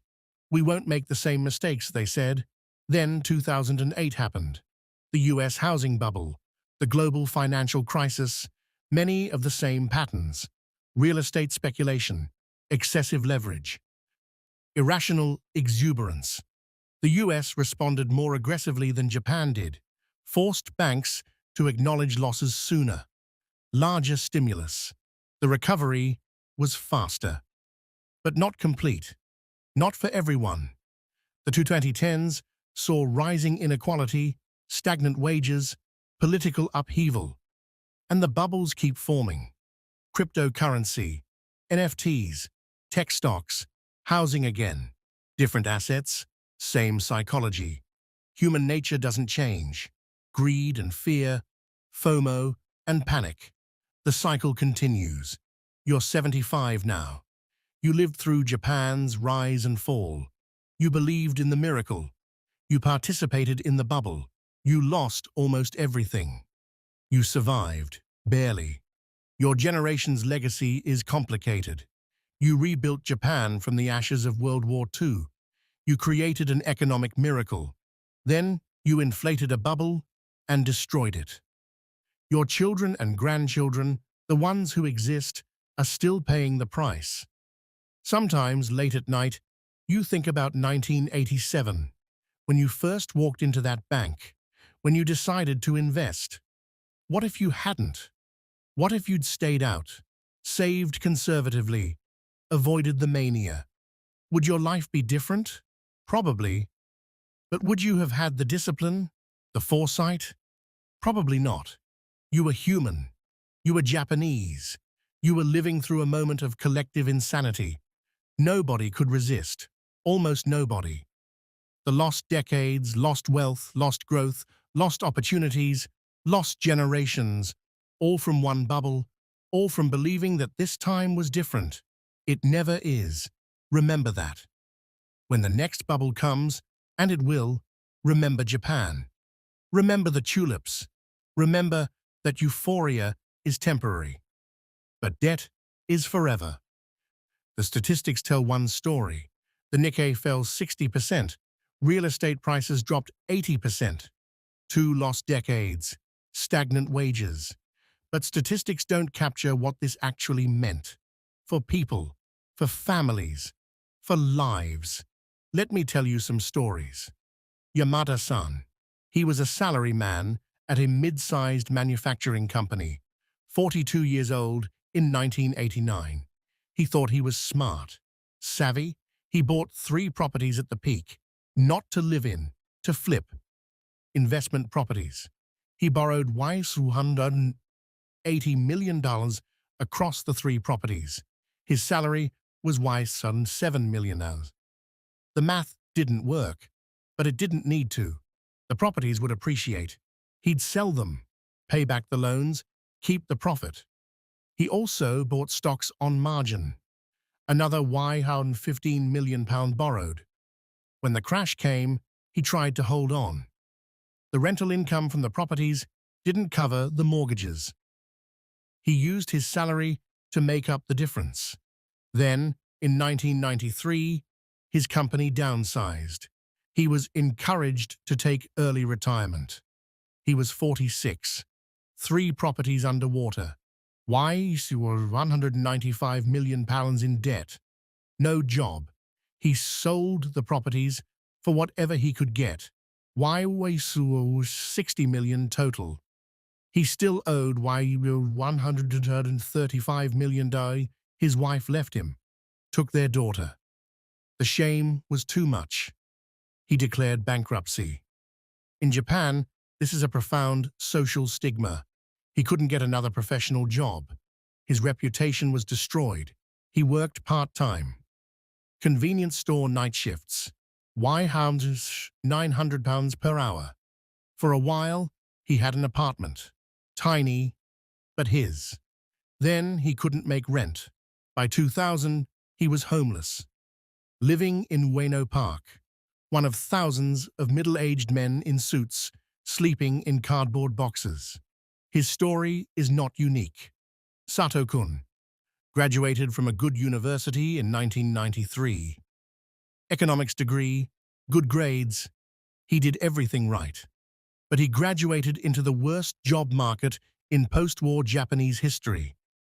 The companies weren't hiring, not for permanent positions. He took a temporary contract, 6 months, office work, filing, data entry, just until the economy recovers, he thought. The contract was extended, 6 more months, then another 6 months. He applied for permanent positions, hundreds of applications, a few interviews, no offers. You don't have permanent work experience. How was he supposed to get experience if no one would hire him? He's 52 now, still a contract worker, still temporary after 30 years. He's never had a permanent job, never had health benefits or a pension beyond the basic government one, never married. What woman would marry a man with no stability? He lives with his mother. She's 83. He takes care of her. When she dies, he'll inherit the small house. Maybe, if there's no debt. He has $2 million in savings, total, at 52. His university classmates who graduated 2 years earlier, the ones who got permanent jobs before the crash, they're section chiefs, department heads. He's still temporary. 2 years. That's how close he was to a completely different life. Tanaka-san was a banker. In the 1980s, he was a hero, making huge loans, expanding the bank's portfolio. His bosses loved him. Promotions, bonuses. You're the future of this bank, they said. He approved loans for real estate, for stock purchases, for golf course developments, all secured by assets that were appreciating. What could go wrong? After the crash, those loans became non-performing. Borrowers couldn't pay. Collateral was worthless. Suddenly, Tanaka-san wasn't a hero. He was a scapegoat. You approved these loans. You didn't perform proper due diligence. He was reassigned, demoted, put in charge of collecting bad debts, collecting from people who had nothing, who were suffering as much as he was. The stress was incredible. He developed high blood pressure, ulcers. He couldn't sleep. He worked 16-hour days, trying to salvage unsalvageable situations. In 2001, at age 54, he collapsed at his desk. Stroke. Massive. He survived. Partially paralyzed. He died 3 years later. Karoshi. Death from overwork. The government officially recognized it as such. His widow received a small payment. It didn't help. Kobayashi-san.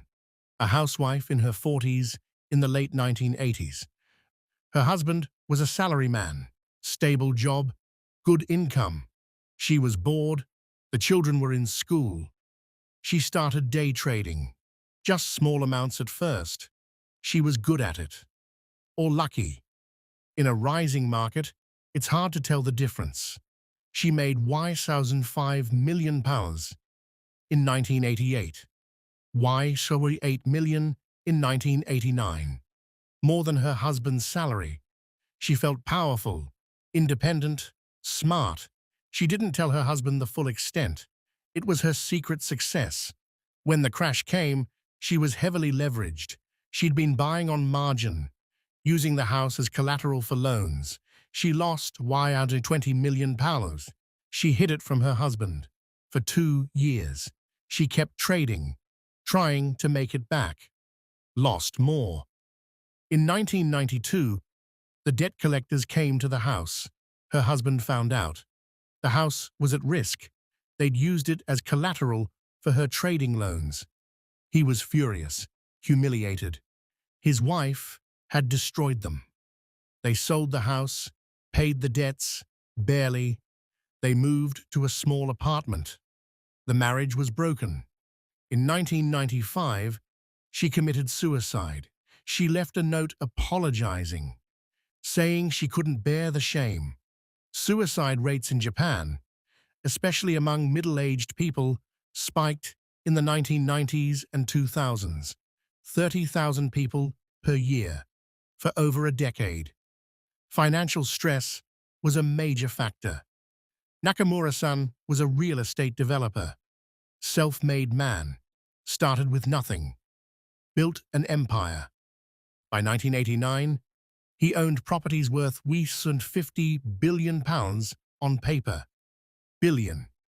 With a B. He was on magazine covers, gave interviews, a success story. He borrowed heavily to buy more. Leverage upon leverage. When prices started falling, he was confident. A temporary correction. He borrowed more. Bought at what he thought was the bottom. It kept falling. By 1991, his properties were worth £20 billion. He owed £35 billion.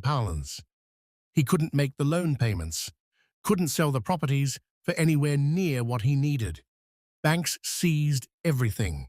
His company, his properties, his personal assets, from billionaire to bankrupt in 2 years. But it got worse. Prosecutors investigated. Had he committed fraud, misrepresented asset values to get loans? The line between aggressive optimism and fraud is thin. He was charged, convicted. 3 years in prison. He was released in 1996, 62 years old, penniless, reputation destroyed. He lived on government assistance, died in 2005 in a small public housing apartment. Obituary mentioned his business empire, also mentioned his fraud conviction. That's his legacy. Fujita-san retired in 1989. Perfect timing, he thought. 60 years old. 35 years at the same company. His company pension was generous. Guaranteed $200,000 per month for life, plus the government pension. He'd be comfortable. He'd saved $15 million, invested it in stocks, diversified portfolio. He bought a small house in Chiba, going to enjoy retirement. Then the crash. His $15 million in stocks became $4 million, so okay, painful. But he had the pension. Except his company's pension fund was invested heavily in stocks and real estate. The fund's value collapsed. In 1995, the company announced pension cuts, 30% reduction. In 2000, another cut. Total reduction, 50%. His $200,000 per month became $100,000. He couldn't live on that. At 70 years old, he went back to work. Part-time, security guard, $1,000 per hour.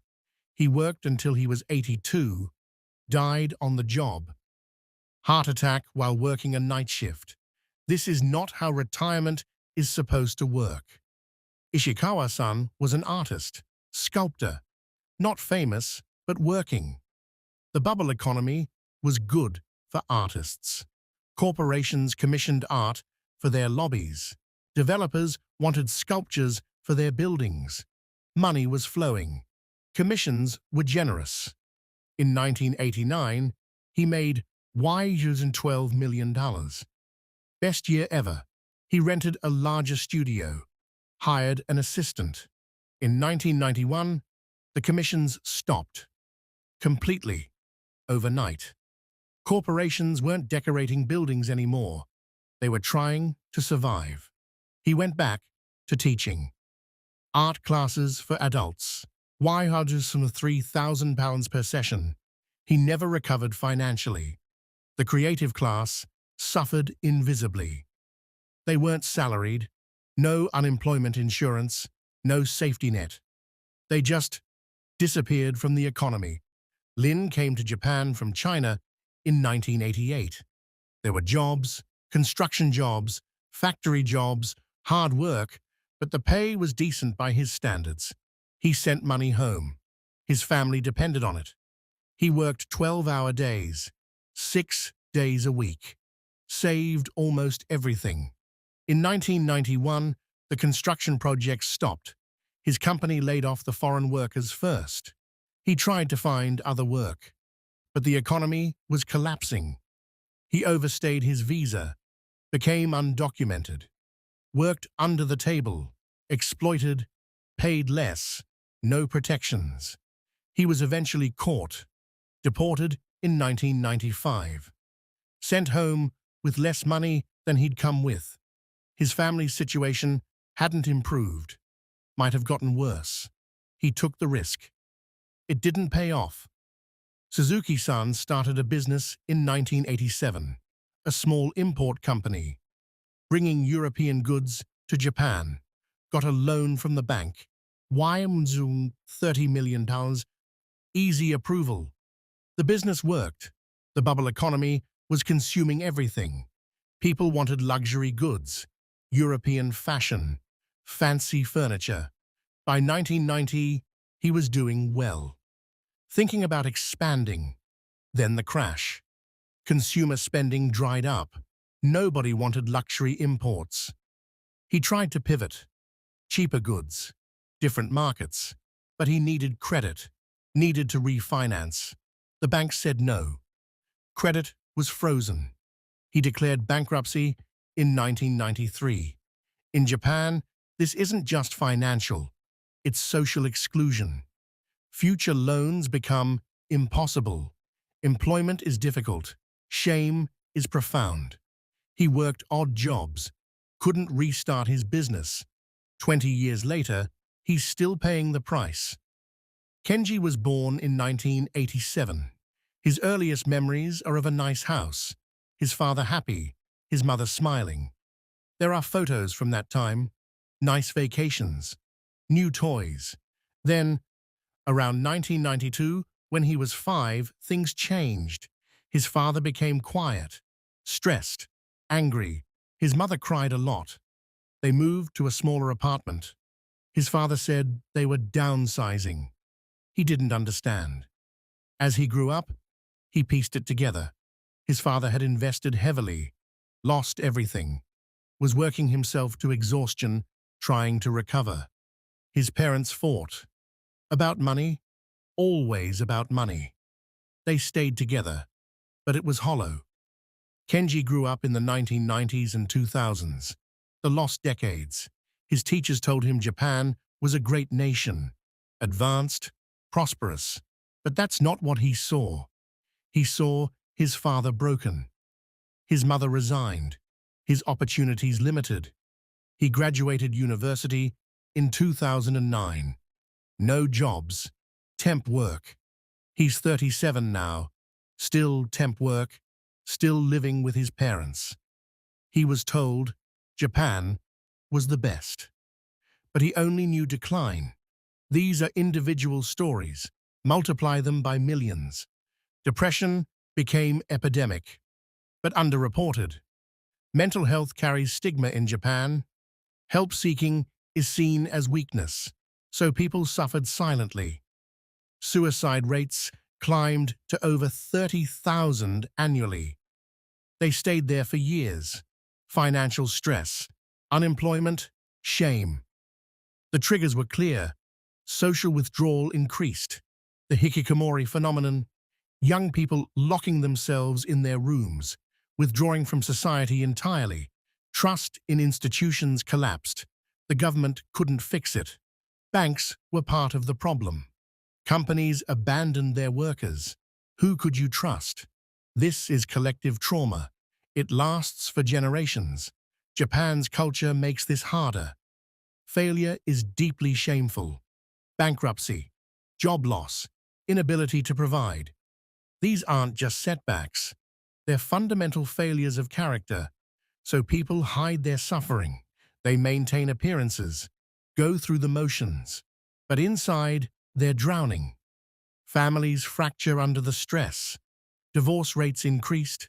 Domestic violence increased. The social fabric tears quietly. Women were pushed out of the workforce. The economic crisis reinforced traditional roles. Women should be home. Men need the jobs.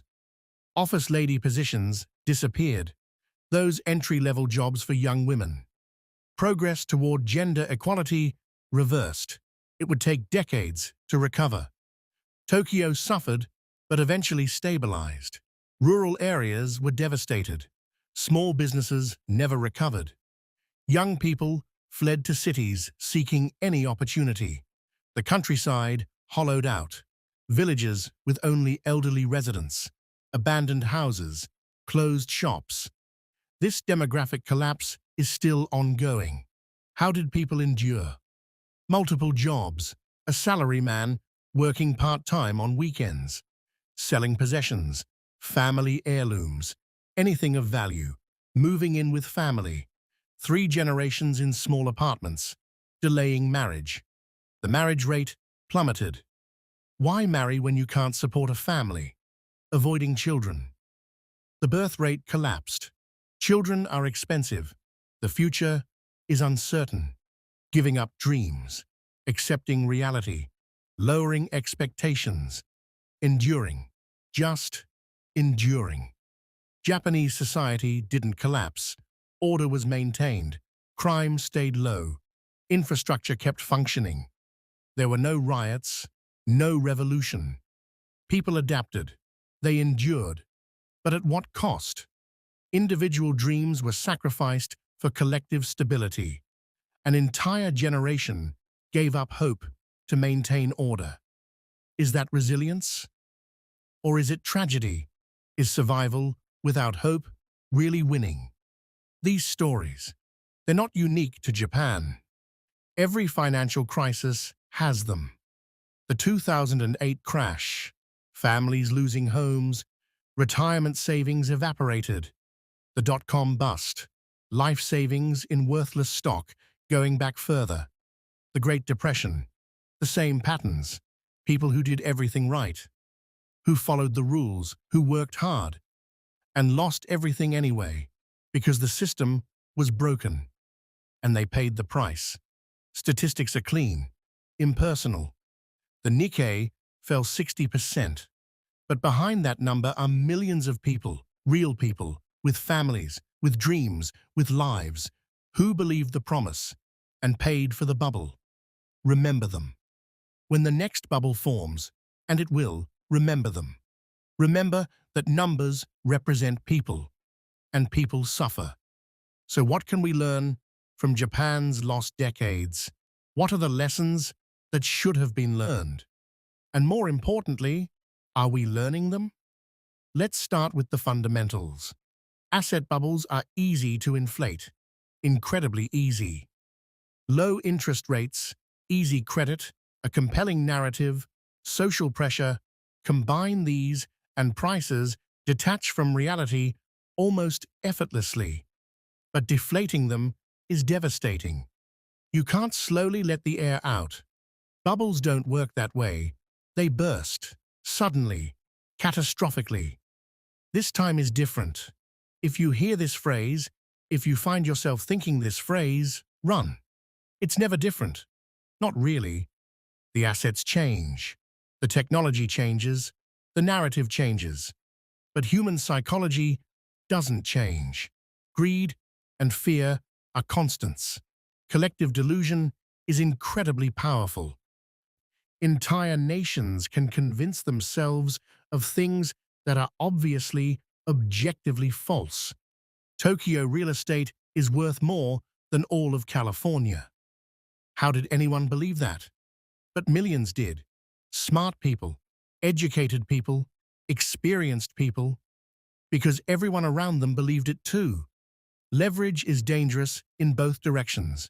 It magnifies gains on the way up. It feels like genius. It magnifies losses on the way down. It creates devastation. Delayed action makes problems worse. Japan spent a decade in denial, pretending the bad loans weren't that bad, keeping zombie companies alive. Every year of delay made the eventual reckoning worse. And zombie policies create zombie economies. If you don't let failures fail, you don't free up resources for new growth. You stagnate for decades. What are the warning signs? How do you recognize a bubble while you're in it? Prices disconnected from fundamentals. What generates the income? What's the utility? What's the intrinsic value? If you can't answer that clearly, and prices are still soaring, you're in a bubble. Everyone talking about can't lose investments. Your taxi driver giving you stock tips. Your hairdresser discussing real estate. Your relatives asking about cryptocurrency. When everyone's an expert, no one is. Easy credit and low interest rates for extended periods. When borrowing money is free, or nearly free, for years on end, assets inflate. This is not mysterious. This is cause and effect. Financial engineering replacing real productivity. When companies make more money speculating than producing, when finance becomes the economy instead of serving the economy, danger. Social pressure, overwhelming prudence. When staying out of the market feels stupid, when you're mocked for caution, when FOMO is epidemic, you're in a bubble. Authorities saying, everything is fine. Central banks, government officials, bank executives all projecting confidence while implementing desperate measures. If everything is fine, why are interest rates at zero? Why is quantitative easing necessary? Now let's talk about right now. Canadian housing. Toronto and Vancouver have seen prices increase 300 and 400% in 20 years. Average home prices are 10 to 15 times median household income. Sound familiar? Australian housing. Sydney and Melbourne, similar patterns. Housing affordability is a crisis. Young people can't buy homes. Leveraged investors own multiple properties. U.S. housing markets. Again, yes again. Did we learn from 2008? The 2020-2021 surge saw prices increase 30 to 40% in 2 years. Bidding wars, waived inspections, offers sight unseen, and Chinese real estate. This one might be bigger than Japan's. Evergrande collapsed with over $300 billion in debt. Country Garden followed. Others are teetering. Entire cities of empty apartments, built and never occupied. Speculation on a scale that makes 1980s Tokyo look modest. Is China facing its own lost decades? Possibly. They're experiencing deflation now. Youth unemployment over 20%. The parallels are unsettling.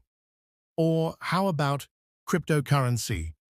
Bitcoin went from $1,000 to $69,000 and back to $16,000. It's going to $1 million. It's the future of money. You don't understand the technology.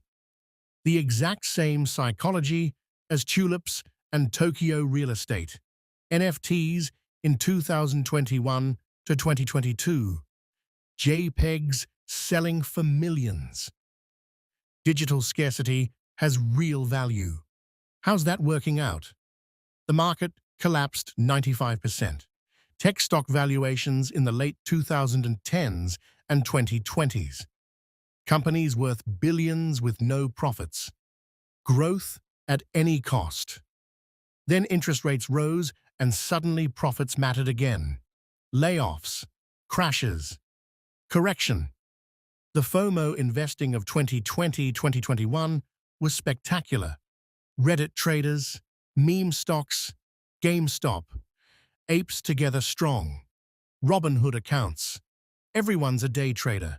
It felt revolutionary. It was just another bubble. The justifications are always the same. This is revolutionary technology. Maybe it is. The internet was revolutionary. But that didn't mean every .com stock was worth billions. Railways were revolutionary in the 1840s. Most railway companies went bankrupt. Revolutionary technology doesn't guarantee profitable investments. Here's the uncomfortable part.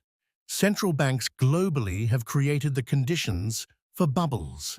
The race to zero interest rates, negative rates in Europe and Japan, quantitative easing, central banks buying assets to inject money into the economy. It's been happening since 2008, 15 years of extraordinary monetary policy that was supposed to be temporary. Zombie companies exist in the US and Europe too.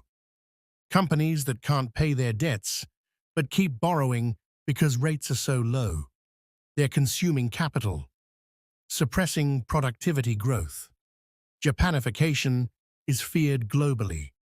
Stagnation, deflation, aging populations, mounting debt.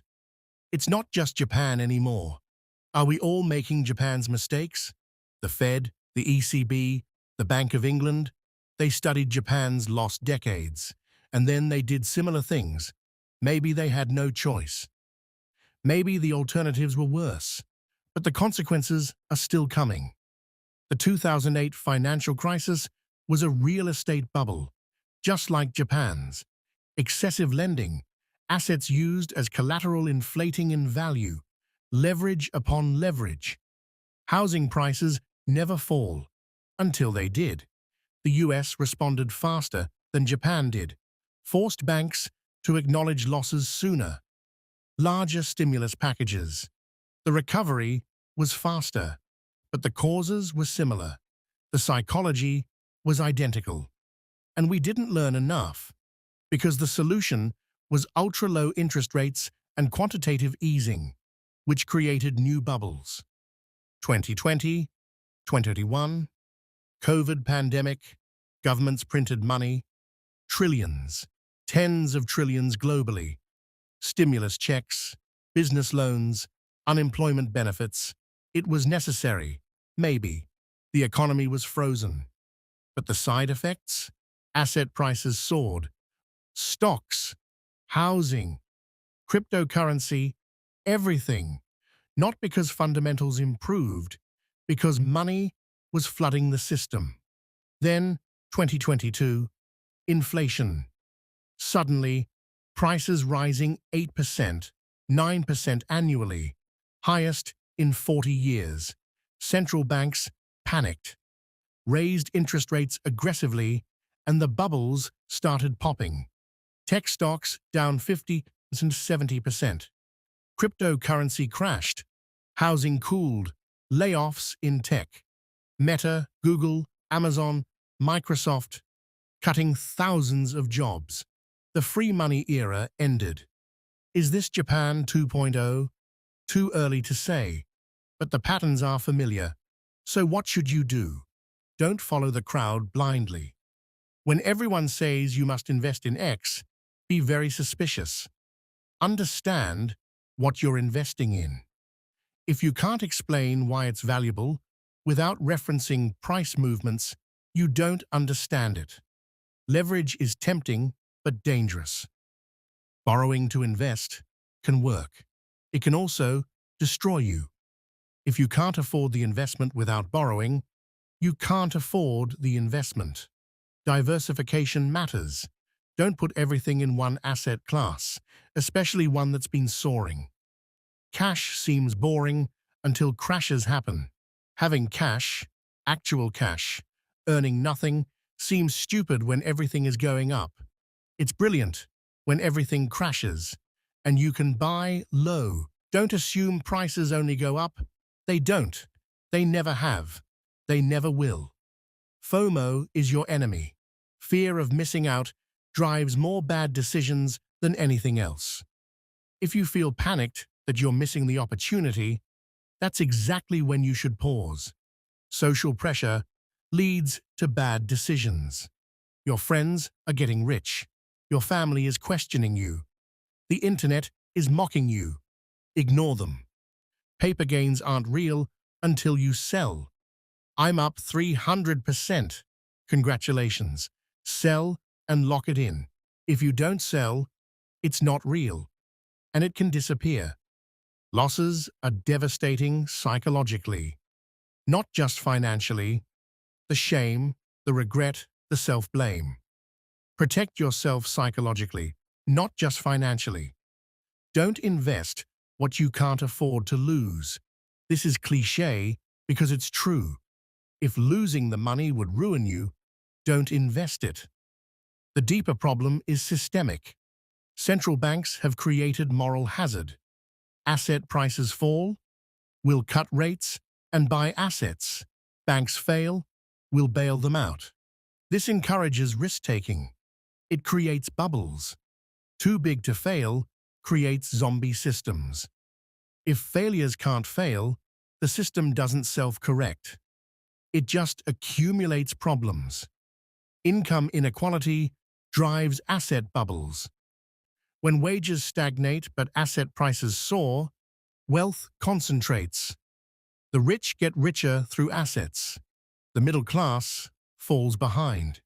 This creates desperation to invest, which inflates bubbles further. Younger generations priced out of ownership, can't afford homes, can't save for retirement, can't build wealth, so they take risks. Crypto, meme stocks, anything. These problems are global now. Japan's lost decades were unique at the time. Now, stagnation and bubbles are everywhere. Here's the thing. Every bubble feels different while it's happening. Tulips, South Sea Company, railways, 1929, .com, housing, crypto, each felt unique, revolutionary. This time is different. It never was. Greed and fear are constant.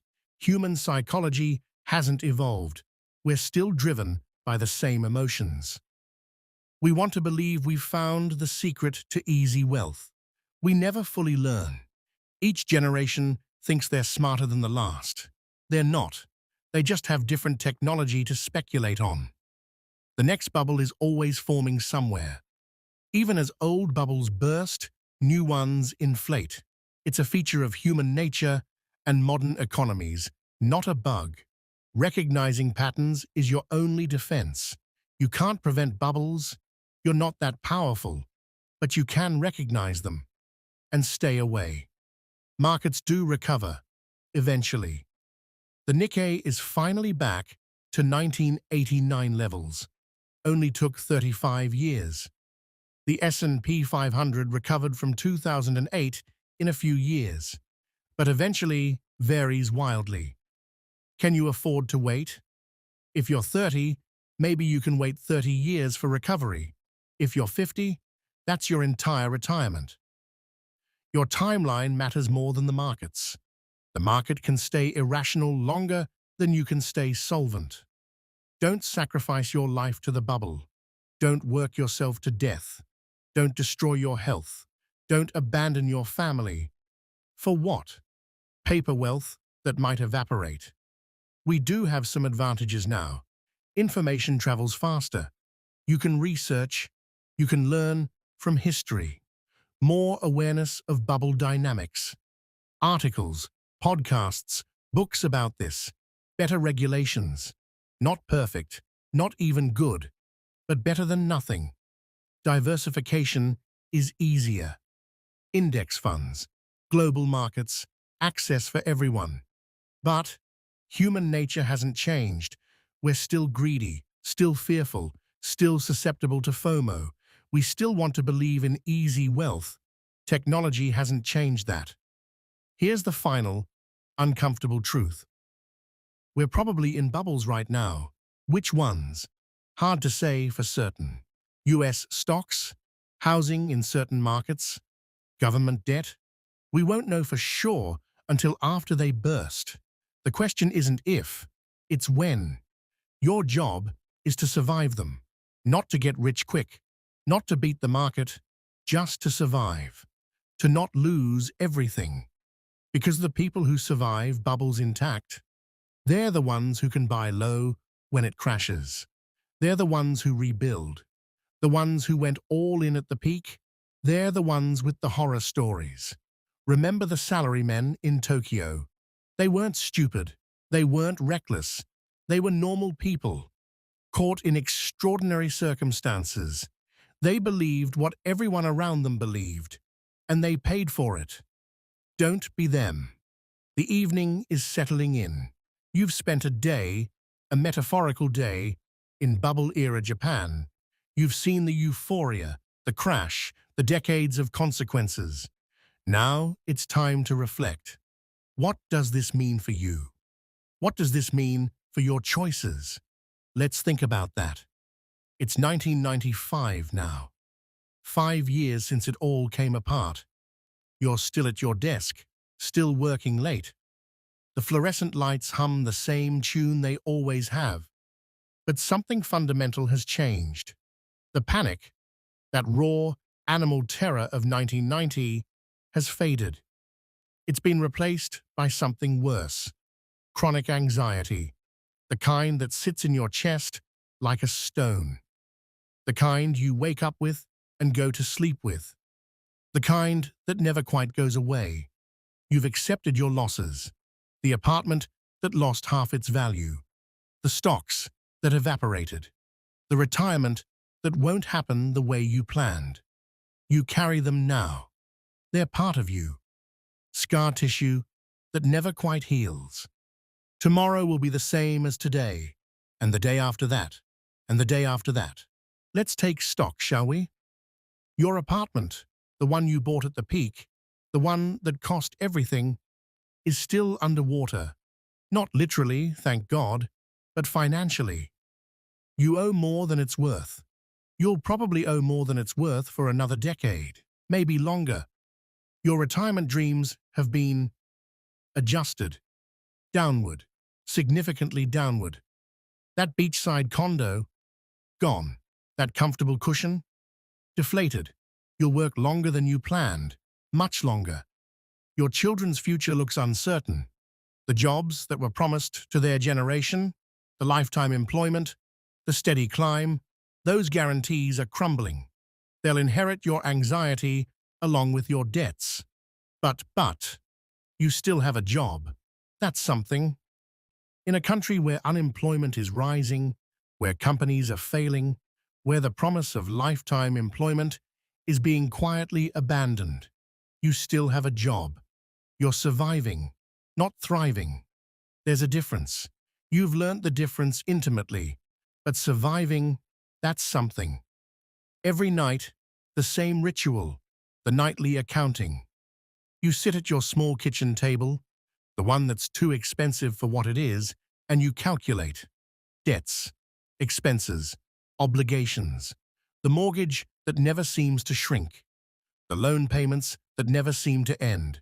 The numbers never improve much, but they've stabilized. That's something too. You've learned to live with less, much less. The dinners out have stopped, the weekend trips have stopped. The small luxuries that made life bearable, they've stopped. Your expectations have reset to reality. This is the new normal. Not the normal you wanted, not the normal you were promised, but the normal that exists. And you've learned to live in it. What have you learned? Wealth is ephemeral. You watched $60 trillion disappear. Poof. Gone. Like it was never there. Because it wasn't. Not really. Paper gains are illusions. When everyone tries to cash out at once, the illusion evaporates. All that's left is the reality underneath, and the reality is usually much smaller than the dream. But debt is real. Debt is permanent. Debt doesn't evaporate when the bubble pops. Debt grows. Debt compounds. Debt follows you home at night and whispers in your ear while you're trying to sleep. You learned that crowds are usually wrong. When everyone is buying, when everyone is certain, when everyone says, this time is different, that's when you should be most afraid. You learned that safety matters more than gains. Protection matters more than potential. Boring matters more than exciting. But you learned these lessons too late. 5 years too late. 10 years too late. The tuition was expensive, devastatingly expensive. Look around your office. Your colleagues are ghosts of their former selves. Tanaka-san, who used to boast about his stock portfolio every Monday, he's quiet now, hollow-eyed. His wife left him. The stress, she said. The debt, she meant. Suzuki-san, who bought 3 properties during the boom. He sold 2 at massive losses and still can't cover the mortgage on the 3rd. He's 55 and he'll be working until he's 75, if he's lucky. The boisterousness of the 80s, the laughter, the confidence, the swagger, it's a memory now, a ghost of a ghost. Now, everyone is quietly desperate. There's solidarity in shared failure. You're all in this together. The lost generation, the bubble generation, the ones who believed and paid the price. But there's also isolation in shame. No one talks about it. Not really. You all pretend things are fine. You all maintain the facade. Because what else can you do? You can't change the past. You can only endure the present. Going home. The same packed train you've taken for years. The same exhausted salarymen pressed shoulder to shoulder. The same stations sliding past in the darkness. But it's different now. Before, this commute was the price of success. The suffering that led somewhere. The hardship that would be rewarded. Now it leads nowhere. The promise is broken. You work to survive, not to thrive. You work to pay debts, not to build dreams. You work because stopping would be worse. The dream of Japan as #1, the dream that defined a generation, the dream that justified everything, is dead. And you know it. Everyone knows it. No one says it. Your apartment, small, expensive, relative to its actual value, permanent. This is where you will likely die. Not the beach house, not the comfortable retirement home. This small box, purchased at the worst possible moment, mortgaged to the hilt. It represents your failure, the decision you can't undo, the mistake that cost everything. The moment you zigged when you should have zagged. But it also represents your persistence. You're still here. You're still making payments. You're still getting up every morning and going to work and coming home and doing it again. You haven't given up, even when giving up seemed easier, even when surrender seemed rational. You're still here. That has to count for something. Final thoughts before sleep takes you. The bubble taught harsh lessons about markets, about crowds, about human nature, about greed and fear and the space between them. An entire generation was sacrificed. Your generation. The ones who believed the most, who worked the hardest, who played by the rules and got punished for it. But life continues. Society is stable, even if it's stagnant. Japan didn't collapse. The systems held. Order was maintained. Is that enough? Is stability without growth, order without progress, survival without hope, is that enough? You don't know. Some days, yes. Some days, no. But here's the broader truth, the one that matters beyond your own small story. This wasn't unique to Japan. Bubbles happen everywhere. They've happened before. They'll happen again. Tulips in Amsterdam, railways in London, tech stocks in America, real estate everywhere, always, eternally. They will happen again. Human nature ensures it. Greed, fear, delusion. The conviction that this time is different. The belief that the rules don't apply anymore. The cycle repeats. It always repeats. So here's your message to the future. To anyone listening. To anyone who thinks they're smarter than history. Don't believe in sure things. There are no sure things. Don't follow crowds. Crowds are panicky, stupid, and dangerous in both directions. Greed and fear. Don't leverage your life. Don't bet everything on one outcome. Don't assume the music will keep playing. Protect what you have. Survival first. Always. Thrive if possible, but survive first. Because once you lose it, once you're underwater, once you're buried in debt, once your dreams are foreclosed, clawing your way back is brutal, slow, painful, sometimes impossible. There's a bitter consolation in all this. You're not alone. Millions share your experience. Millions bought at the peak. Millions believed the dream. Millions are still paying for it. Japan survived. You survived. That's the victory, such as it is. Not grand, not glorious, not the victory anyone wanted, but real. You're still here. Japan is still here. Diminished, chastened, scarred. But here. That has to count for something. But you, listening to this, you're not there. You don't have to live through this. You can learn without suffering. You can study the mistakes without making them. You have opportunities that Japan's lost generation didn't. Information, perspective, choice. You can choose differently. The lessons are free if you'll take them. Asset bubbles are seductive. They make you feel smart, wealthy, invincible. They promise effortless riches. They whisper that you deserve this, that you've earned this, that this time really is different. And they're lying. They're always lying. But you can recognize the lie. You can step back from the crowd. You can protect yourself. If you'll listen, if you'll learn. As you drift asleep in your bubble-era apartment, you think, I survived, but at what cost? The Nikkei hit 38,915 in December 1989. It won't reach those levels again for decades.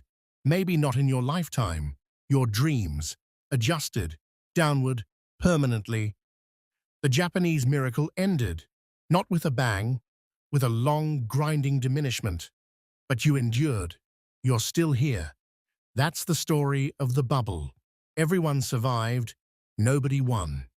Thank the modern world for financial regulations, imperfect as they are, for information, for transparency, for options. And pray, really pray, that you recognize the next bubble before it's too late.